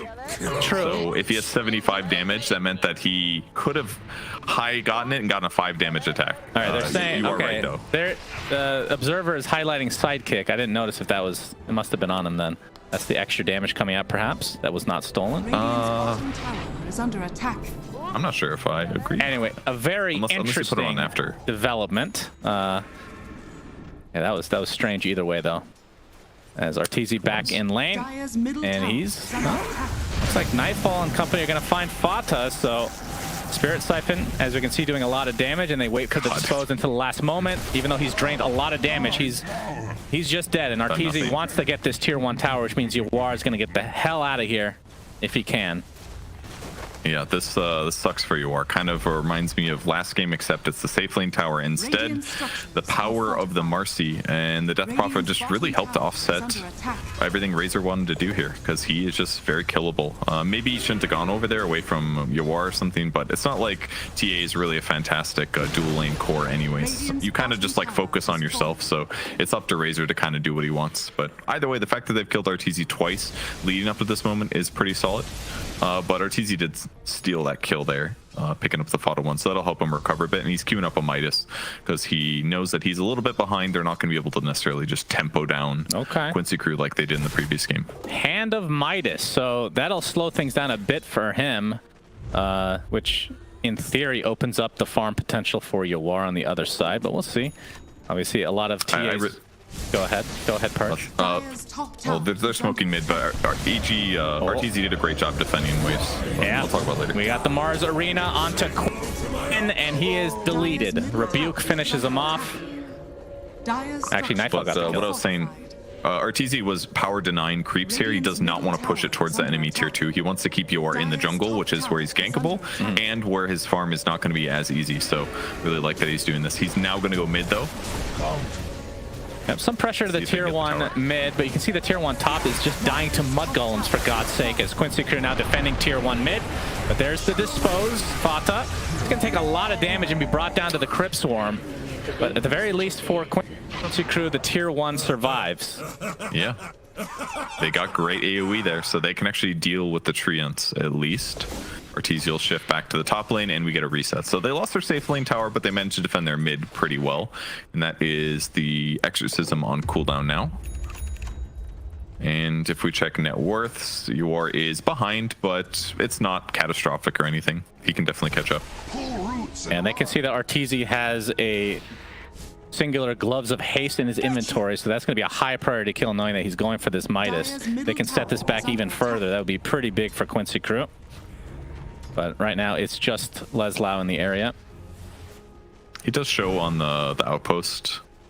Maybe a mistake. Don't know if he did it on purpose or not, but either way, it's going to keep RTZ in the trees and not directly getting last hits for now. Nice pressure by MSS in the mid lane here, abusing the old Dark Troll Summoner. Very good at that, but yep, the rally. Yeah, looks like a decent moment. You got to say rally every time. There was a lot of rallying going on, all right. But yeah, decent moment for Quincy crew. Definitely doesn't feel like the last game. They've slowed down some of these early pushes. Yeah, sure, Razor's kind of died easily in a couple of these fights, but ultimately he's accomplishing some of his goal. A lot of spells are going on him. His strength gain is pretty good, and he's getting a decent plasma field off. They need AoE to clear the creeps, and once they do that, it means EG can't just cheese down these towers in quite the same way. Yep. Look at all the rally. Rally on the tier 1 tower. Look at this thing go. Gracious me, oh Marcy my. can't stop this. That's right, Marcy, one skeleton at a time, is actually trying to go for the last hits, even though it's 6 gold, for God's sake, giving him so much damage to the rally on this tier 1 tower, as it looks like a new creep will be taken. And Fata going to be pushing out this bot lane. So things have slowed down a tad here as we're waiting for the next power spikes for each respective side. Obviously from Abed, the Blink Dagger is what he wants, which is 400 gold away.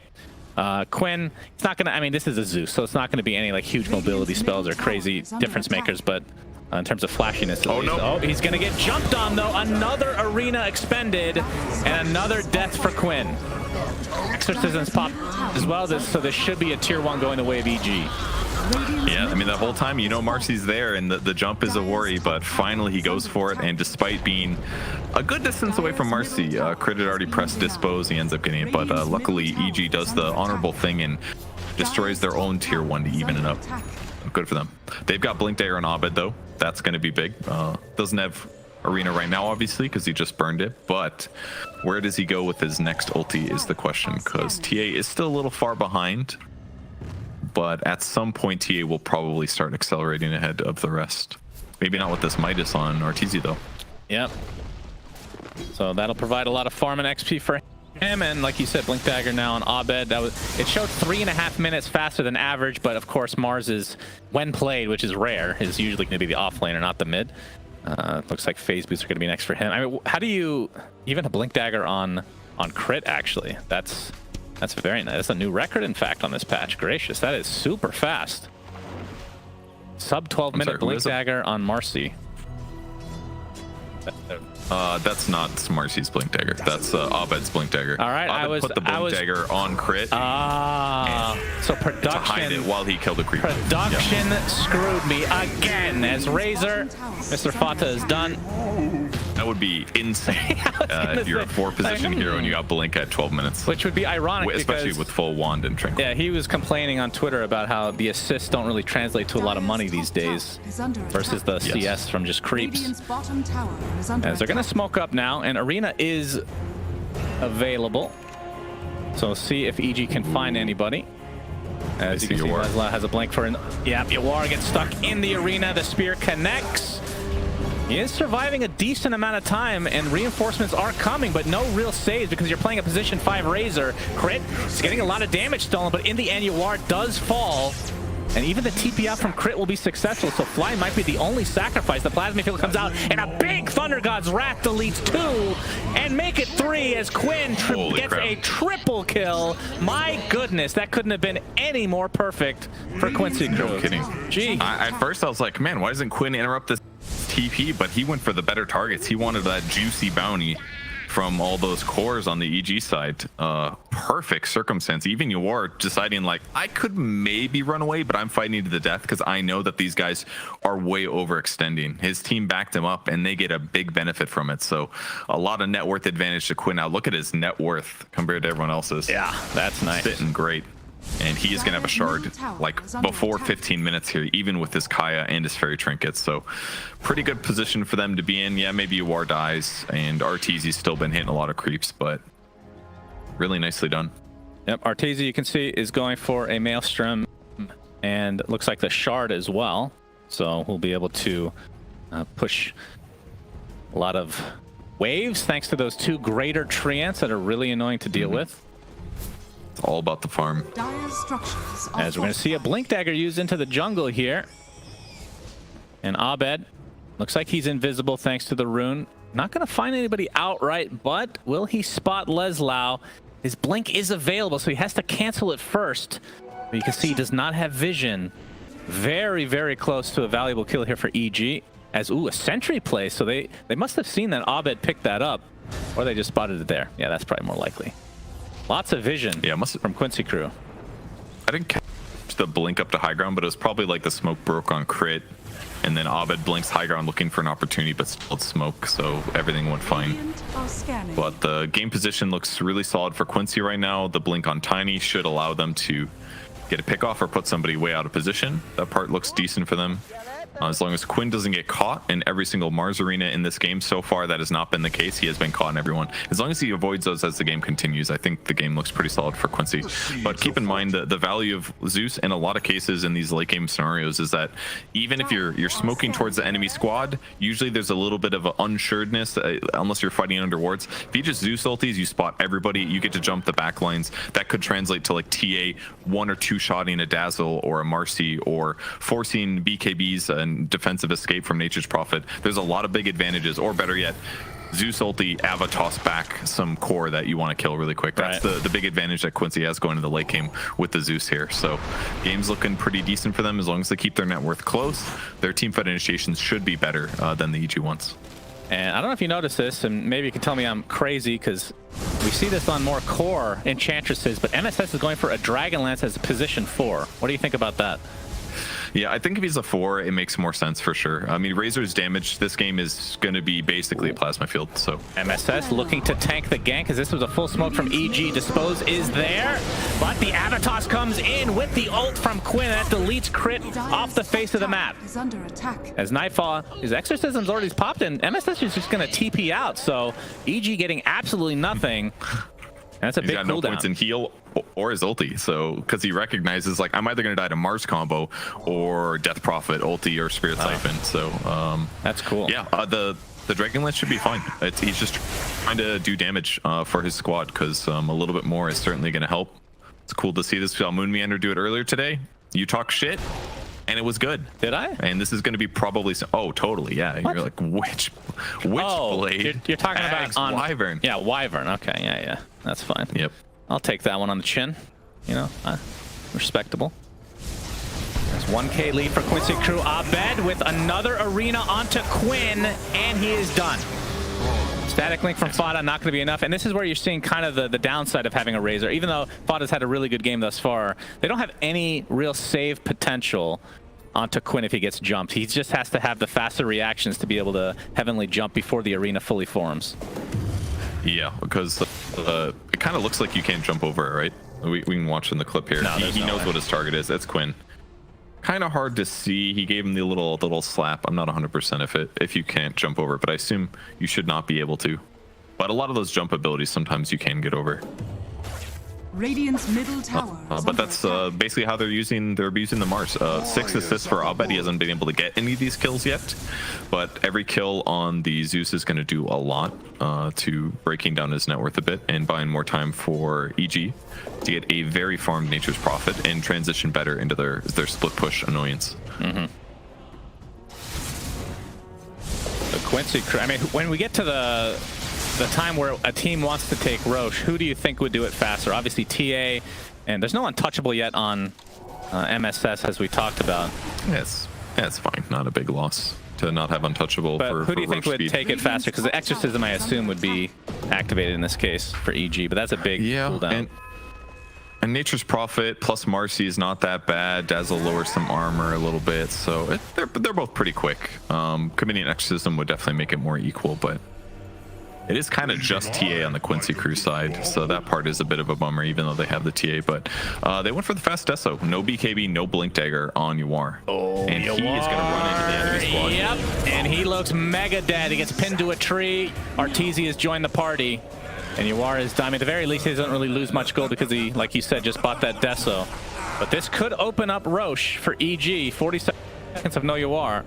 Just want to get some D-Ward action in and take full advantage of this Exorcism, although we're going to try to find some more kills. Arena onto 2, and that is a successful spear. And that's a double kill for Nightfall. He does not have Sex here, but will get Roshan instead, Purge. Some say that is better. Just depends on your preferences. They did not have a sentry there to block the high ground, unfortunately. So perfect vision approach by EG. They fished a little bit and they got to abuse Marcy here. Oh my, huge spear. And this could lead to another kill on the side of Quincy crew. Leslau's forced to just try to fight his way out of it, but it ain't happening. That was like a reverse. That was like tiny. Blink tossing back in, but it was a Mars instead. We've seen this before, but just not that much recently. I mean, Abed is carrying his team without a doubt. The rest of the team is not playing bad, but he has been catching a lot of grabs in this match so far. Really nicely done. The Observer Ward abusable there. Gets the little spear back. Their ward did get killed about the same time, so that's the little abuse. Sometimes you got to defend those wards. If your opponents go to steal them, destroy them, you got to take advantage of that. And they didn't get Roche. They did not. That's true. So Quincy crew basically sacrificing a couple bodies in order to preserve Roche in the end. But it was a very juicy one in Leslau's Tiny. He has the blink, obviously, and not quite finished with his Echo Saber, but they're not going to wait. He's only 300 gold away, but it's going to be a 5-man smoke from Quincy crew. And Abed sitting on the high ground. Arena is up again. Yep, Fata is going to see it though, but the big avalanche into the toss back and the deletion of Fly. So no Grave to work with and no buyback either, but EG gets out with everybody else. And we'll see if this is enough for Quincy crew to take Roche instead. Yeah, this is probably why they got the Deso so fast, because they wanted to be able to threaten this in a moment like this. So even though it was just a Dazzle kill, that buys them the 20 seconds. But EG is going to go in. They want to fight. This is going to be close, and there's the Arena. Abed jumps into this. He gets the Aegis and the Roshan and kills Leslau's courier. That's not very important. Not sure why I'm even talking about that right now. Purchase Leslau gets stuck inside the Sprout, and the Spirit Siphon should be enough to finish him off as EG win this fight big time. And even Crit is surviving with the Unleash. My goodness, Abed is out of control. He actually is. The timing on that was so good. It pushes them both back and kills Roshan, and he picks up the Aegis. Just insane timing. Radiant's top And tower they all just tried to run away. I think, did Abed get out? I think he did.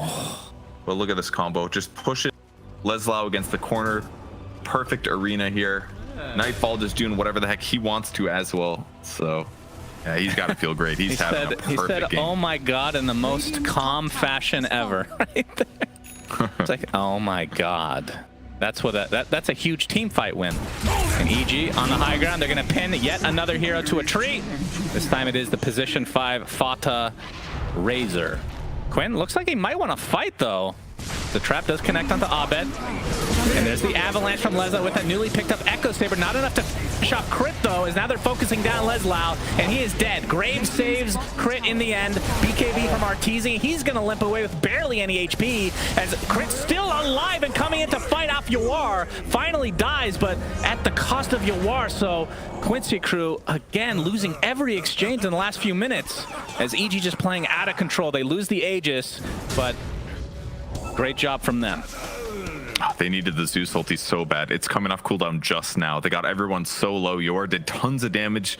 He got lots of Psyblade damage. Got Arteezy very, very low as well. And it took Quinn going back in to finish him off. So they are decently behind here, but at least the Aegis is gone now. But BKB's up for Mars, so the return kind of happens. And most of these fights from here on out are just going to be like EG pressing BKB and running into Quincy crew. And yeah, sure, the TA will be very strong against him, but Yawar's net worth is at a very low place, actually. It is not near the top like you want it to be when you're playing TA. His lane and losing his safe lane when he was level 4 just hurt him way too much.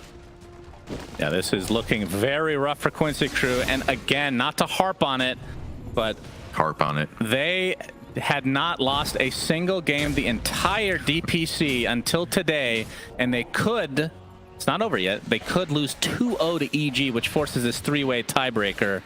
And again, to be undefeated until the last literal match of the DPC and have a chance not to make the major is insane. And Crit, speaking of insane, both him and Abed have been playing god tier Dota today. MSS will survive though, so that's a nice avalanche toss back from Leslau. So they will punish this. Not bad. MSS finally chose the skills ulti there, and he's like, oh shit, I'm really hard to kill now. Yeah. the 160 attack speed. So wow, works out nicely. So yeah, they haven't lost any games prior to today, but keep in mind EG lost their series at the absolute start of the season. So EG's also been playing extremely good. Yeah. Other than that first match they played, they lost against Nouns. That was it could have been EG coming in today. They keep in mind they roster swapped right before that match basically. So yeah, maybe they weren't looking as good as Quincy on paper, but it was only a matter of time until they recovered, and that's why they look so good today. Yep, and part of that transition time for them, obviously, like you said, the roster swap, it was, I mean, they brought back Fly, which that shouldn't be that big of a transition, but then again, he'd never played with Nightfall, I don't think, right? Or I'm actually trying to remember what the roster was, because Ice was the offlane, right? Nightfall joined after TI, so you're right, he never played with Nightfall, but it doesn't bother me that much, you know? He's not laning with him, number one, and number two, Nightfall's a really, really good player, so yep, so it's fine. Crit, speaking of good players, gonna get this toss back here. And Leslat looks to be mega dead. With the Exorcism pop, that means the tier 2 tower is likely dead as well. As you can see, the shard was actually picked up Middle tower on the Death Prophet. Glyph, but maybe they'll glyph the creep wave here, or they will save it for Rax. If they glyph mid, yeah, okay, they're gonna do it. With Exo down, pressuring is a little bit not in the cards for EG, but if they get a good grab with Mars combo, we could definitely see them keep going here. Yep, and obviously Arteezy's Treants will have no problem tanking up these towers, but they could just choose to chill a bit and maybe wait for the next Roche and just get some more map control, as we've seen so many times in this DPC. No BKB yet on TAs, 200 gold away. It feels like this is what happened last game as well. Normally these BKBs, they just kind of come, you know, it's like, oh, it's the BKBs here, but every game against EG so far, they really put them under the fire while they're trying to finish their BKB. They've done such a good job of exploiting that. Yeah, see if they can get a grab here. Nice. Leslat get a nice pick off on the Fly, so no great to come, but he's going to take heavy damage as a result. Big damage coming out from Abed. He gets the arena, but dies shortly after, so this could be a good fight for Quincy crew as Arteezy attempting to TP out, but no. Fata with the double kill. He's looking like the carry this game. Triple kill for your position 5 Razor.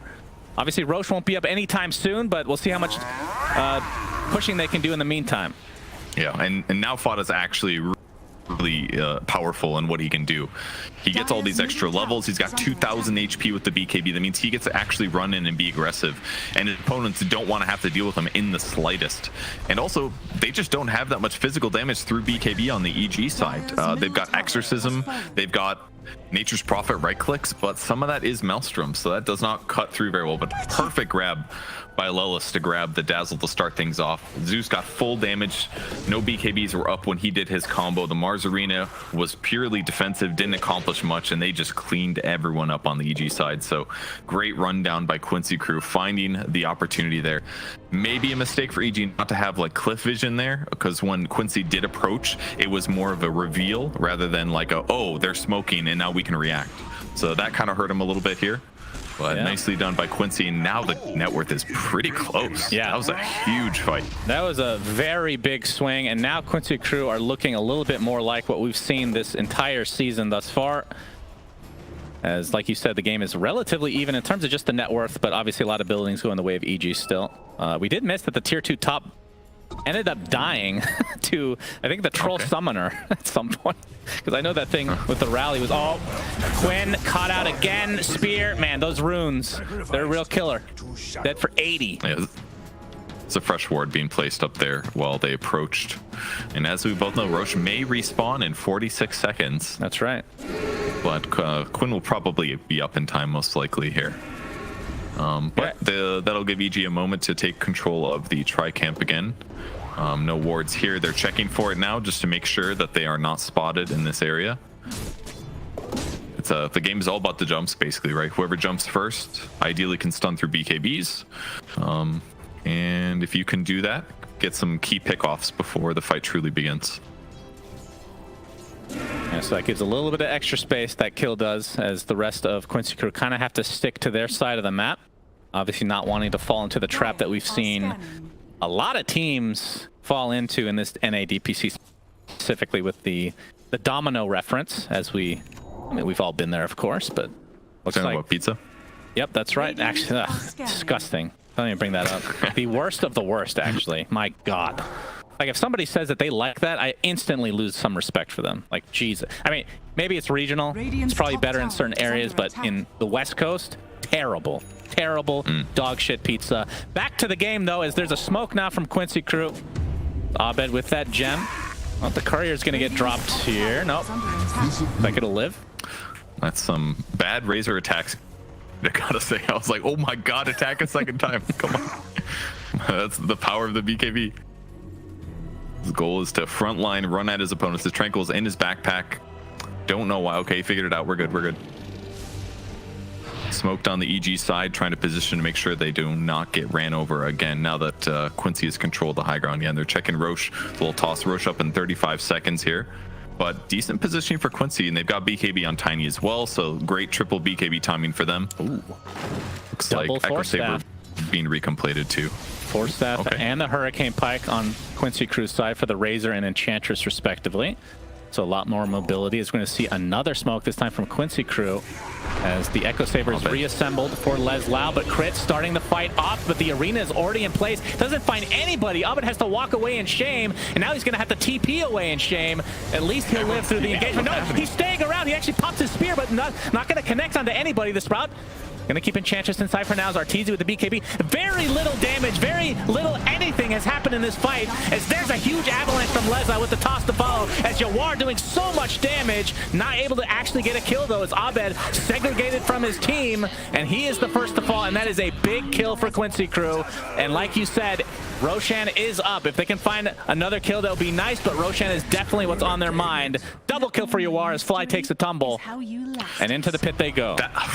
Shan, I agree. That was the weirdest team fight I've seen in weeks. They all initiated kind of, and then they all were like, everyone BKB TP on both teams, and then realizing that Jawar's like, oh shit, I guess we should fight because they're scared.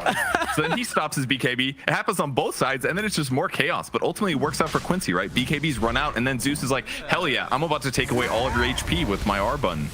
Thunder God's Wrath does a huge amount of damage. He's got tons of spell amp right now. So they win the fight eventually. So remember how we said Abed was farming so well? After this buyback, now look at his net worth.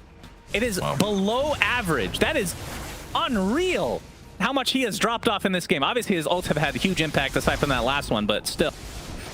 Pretty crazy. And Arteezy is also taking a huge amount of farm in the That is true. They're gonna go Static Link is going to be canceled right away as Leslau's Avalanche will not connect. Even the toss is being evaded. EG doing a nice job of getting away from this fight. The outpost, okay, as I say that, Crit dies. And now the outpost in control of Quincy Crew, yeah. And now this could be enough to get the Roshan, or at least start poking at it. They have the traps, they have the outpost, and we'll see if they go for it. They are. The question is, does EG want to fight 4 versus 5? Worked last time, but he's got buyback now, actually. Yeah. All right, just nice job from Fata. Okay, he does that buyback. Plasma Field is a good way to try to cancel these Blink Daggers, as Roche looks to be conceded by EG. So Aegis and Shard go the way of Quincy Crew. Fata has to pop his BKB. It looks like EG is looking for stragglers here. And they'll find the position 5 Razor, as finally the Aegis is taken by Jawar. And everybody will likely TP out to safety. Yeah, that was the right thing to do for Fata. Force fight on him. He can sacrifice his BKB cooldown and his life to guarantee Roche. Definitely more important there. Nicely done by him. And yeah, Shard gets picked up by TA, so now he gets the Trap Silence, which will be very, very good against the supports. But right now, what EG is struggling with is initiation, basically. If you can get a Mars Arena off on your opponents, they're not looking at their hero, or they don't have BKB right now. So it's got to be basically Crit doing a Blink Dispose, and there aren't a lot of opportunities, and there has to be a stun follow-up on that hero. So it's really tough for EG to like solidify these fights, whereas Quincy, it's kind of straightforward, right? You Avatoss somebody back, Razor BKBs runs in, does Static Link, and then they Zeus ulti, and then they can go for the targets that they actually want. Right. But for EG, they have to like pick and choose. They maybe have a dispose target, but then other people have to be there to follow it up. And if they don't chain stun perfectly, BKBs get popped, and Quincy Crew ideally outlasts the BKBs of the enemy squad. And yeah, Arteezy is extremely farmed. His net worth is very, very high, but carry Nature's Prophet, while he can do a ton of damage, isn't really like a TA, in that he can't really shred people through BKBs for a while. Yeah. I mean, the hero is balanced around the fact that obviously he's a split pusher, and he can farm really fast, but in terms of just pure fighting, like his abilities do almost nothing. Sprout, obviously with the talents, helps a lot, but the other abilities are almost worthless just for like a one-on-one fight. But that, I mean, you can see the difference. So 7K is quite large. I mean, he has the Satanic now, and he's running out of room. In fact, he's going to probably drop the Maelstrom or maybe the Midas, I guess, for the Scotty that's coming next, which is not even that far away. Yeah, the old sell Midas territory is interesting. Or put it in the backpack because I have too many items. I dare say the Maelstrom's probably better to backpack. 40 attack speed from the Midas. I don't know, the cooldown, it's hard to say. Probably put the Midas in the backpack, I guess. That's the safer thing. Maelstrom will do more damage. We'll see. Oh, he just sold his boots. Okay, that works too. Okay, doesn't need boots. Yep, perfectly normal. As he's getting close to 25 territory. Yeah, his so he went for the Sprout Leash, which is, I would say, the most common, unless you're playing against like a Medusa or something. Radiant's top tower is under attack. Yeah, it's very good against a lot of heroes. Stops Blink Dagger. It would stop like Heavenly Jump, for example. Oh my god. It goes through BKB. That part's really powerful. Did you see the win rate for the other tower?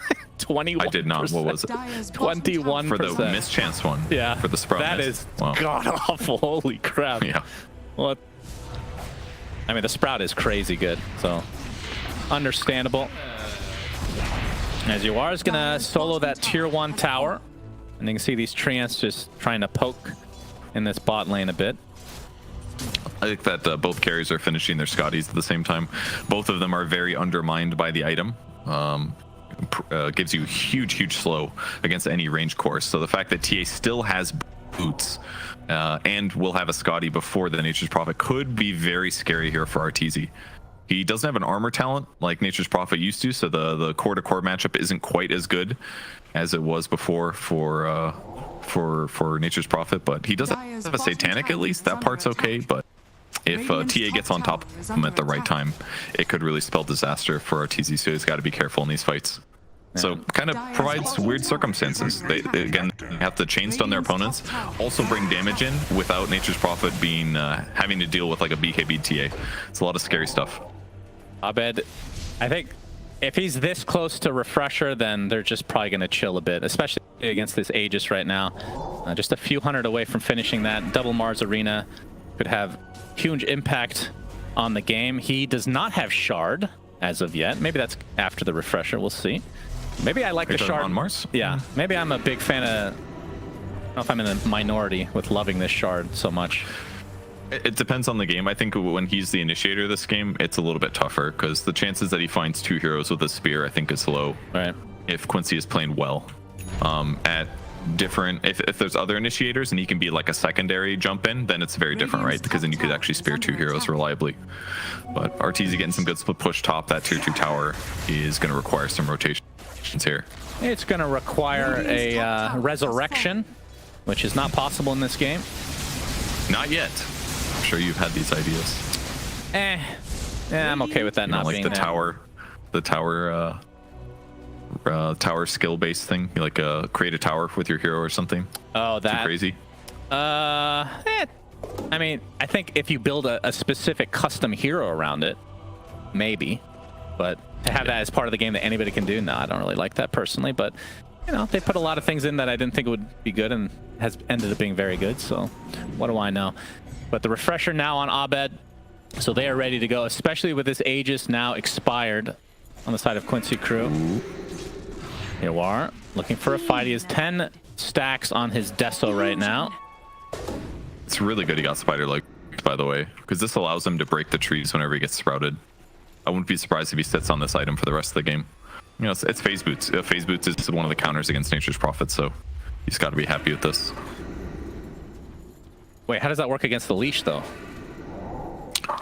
Leash just stops you from... is under attack. I think, doesn't it just stop you from, like, using, like, mobility skills and stuff? It doesn't, like, force you to stay in the Sprout, if I'm not mistaken.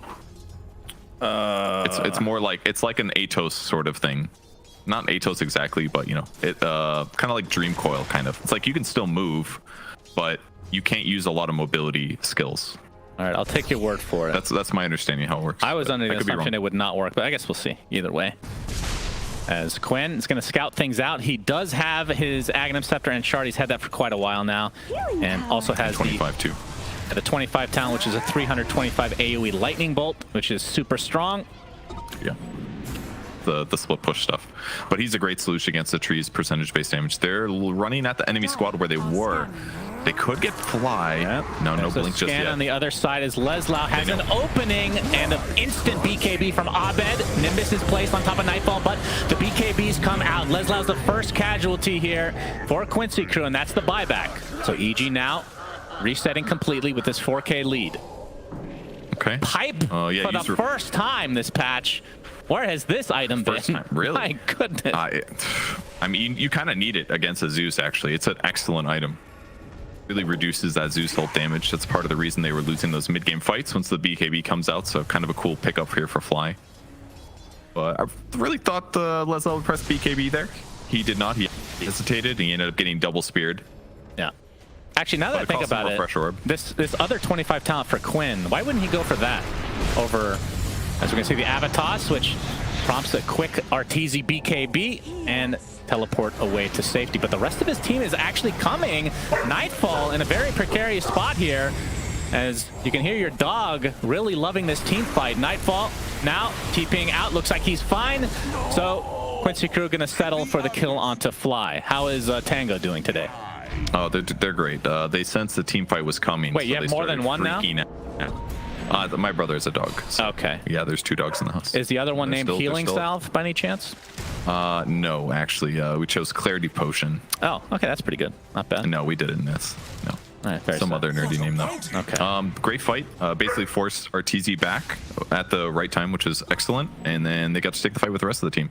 Only got the 1 pick off though, because naturally we can't have any 5-for-nothings. Yep, true. Both teams so good at disengaging.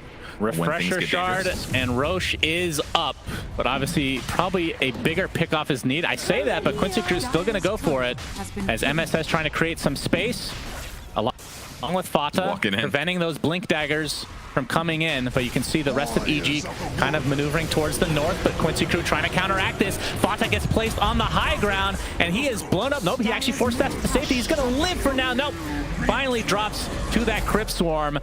As the rest of the fight ensues, Leslau's BKB about to end. Roche at half HP, and now that prompts buyback from Fata. Big Thunder God's Wrath. Crit getting extremely low. Nimbus not quite enough to finish him off thanks to that Grave from Fly.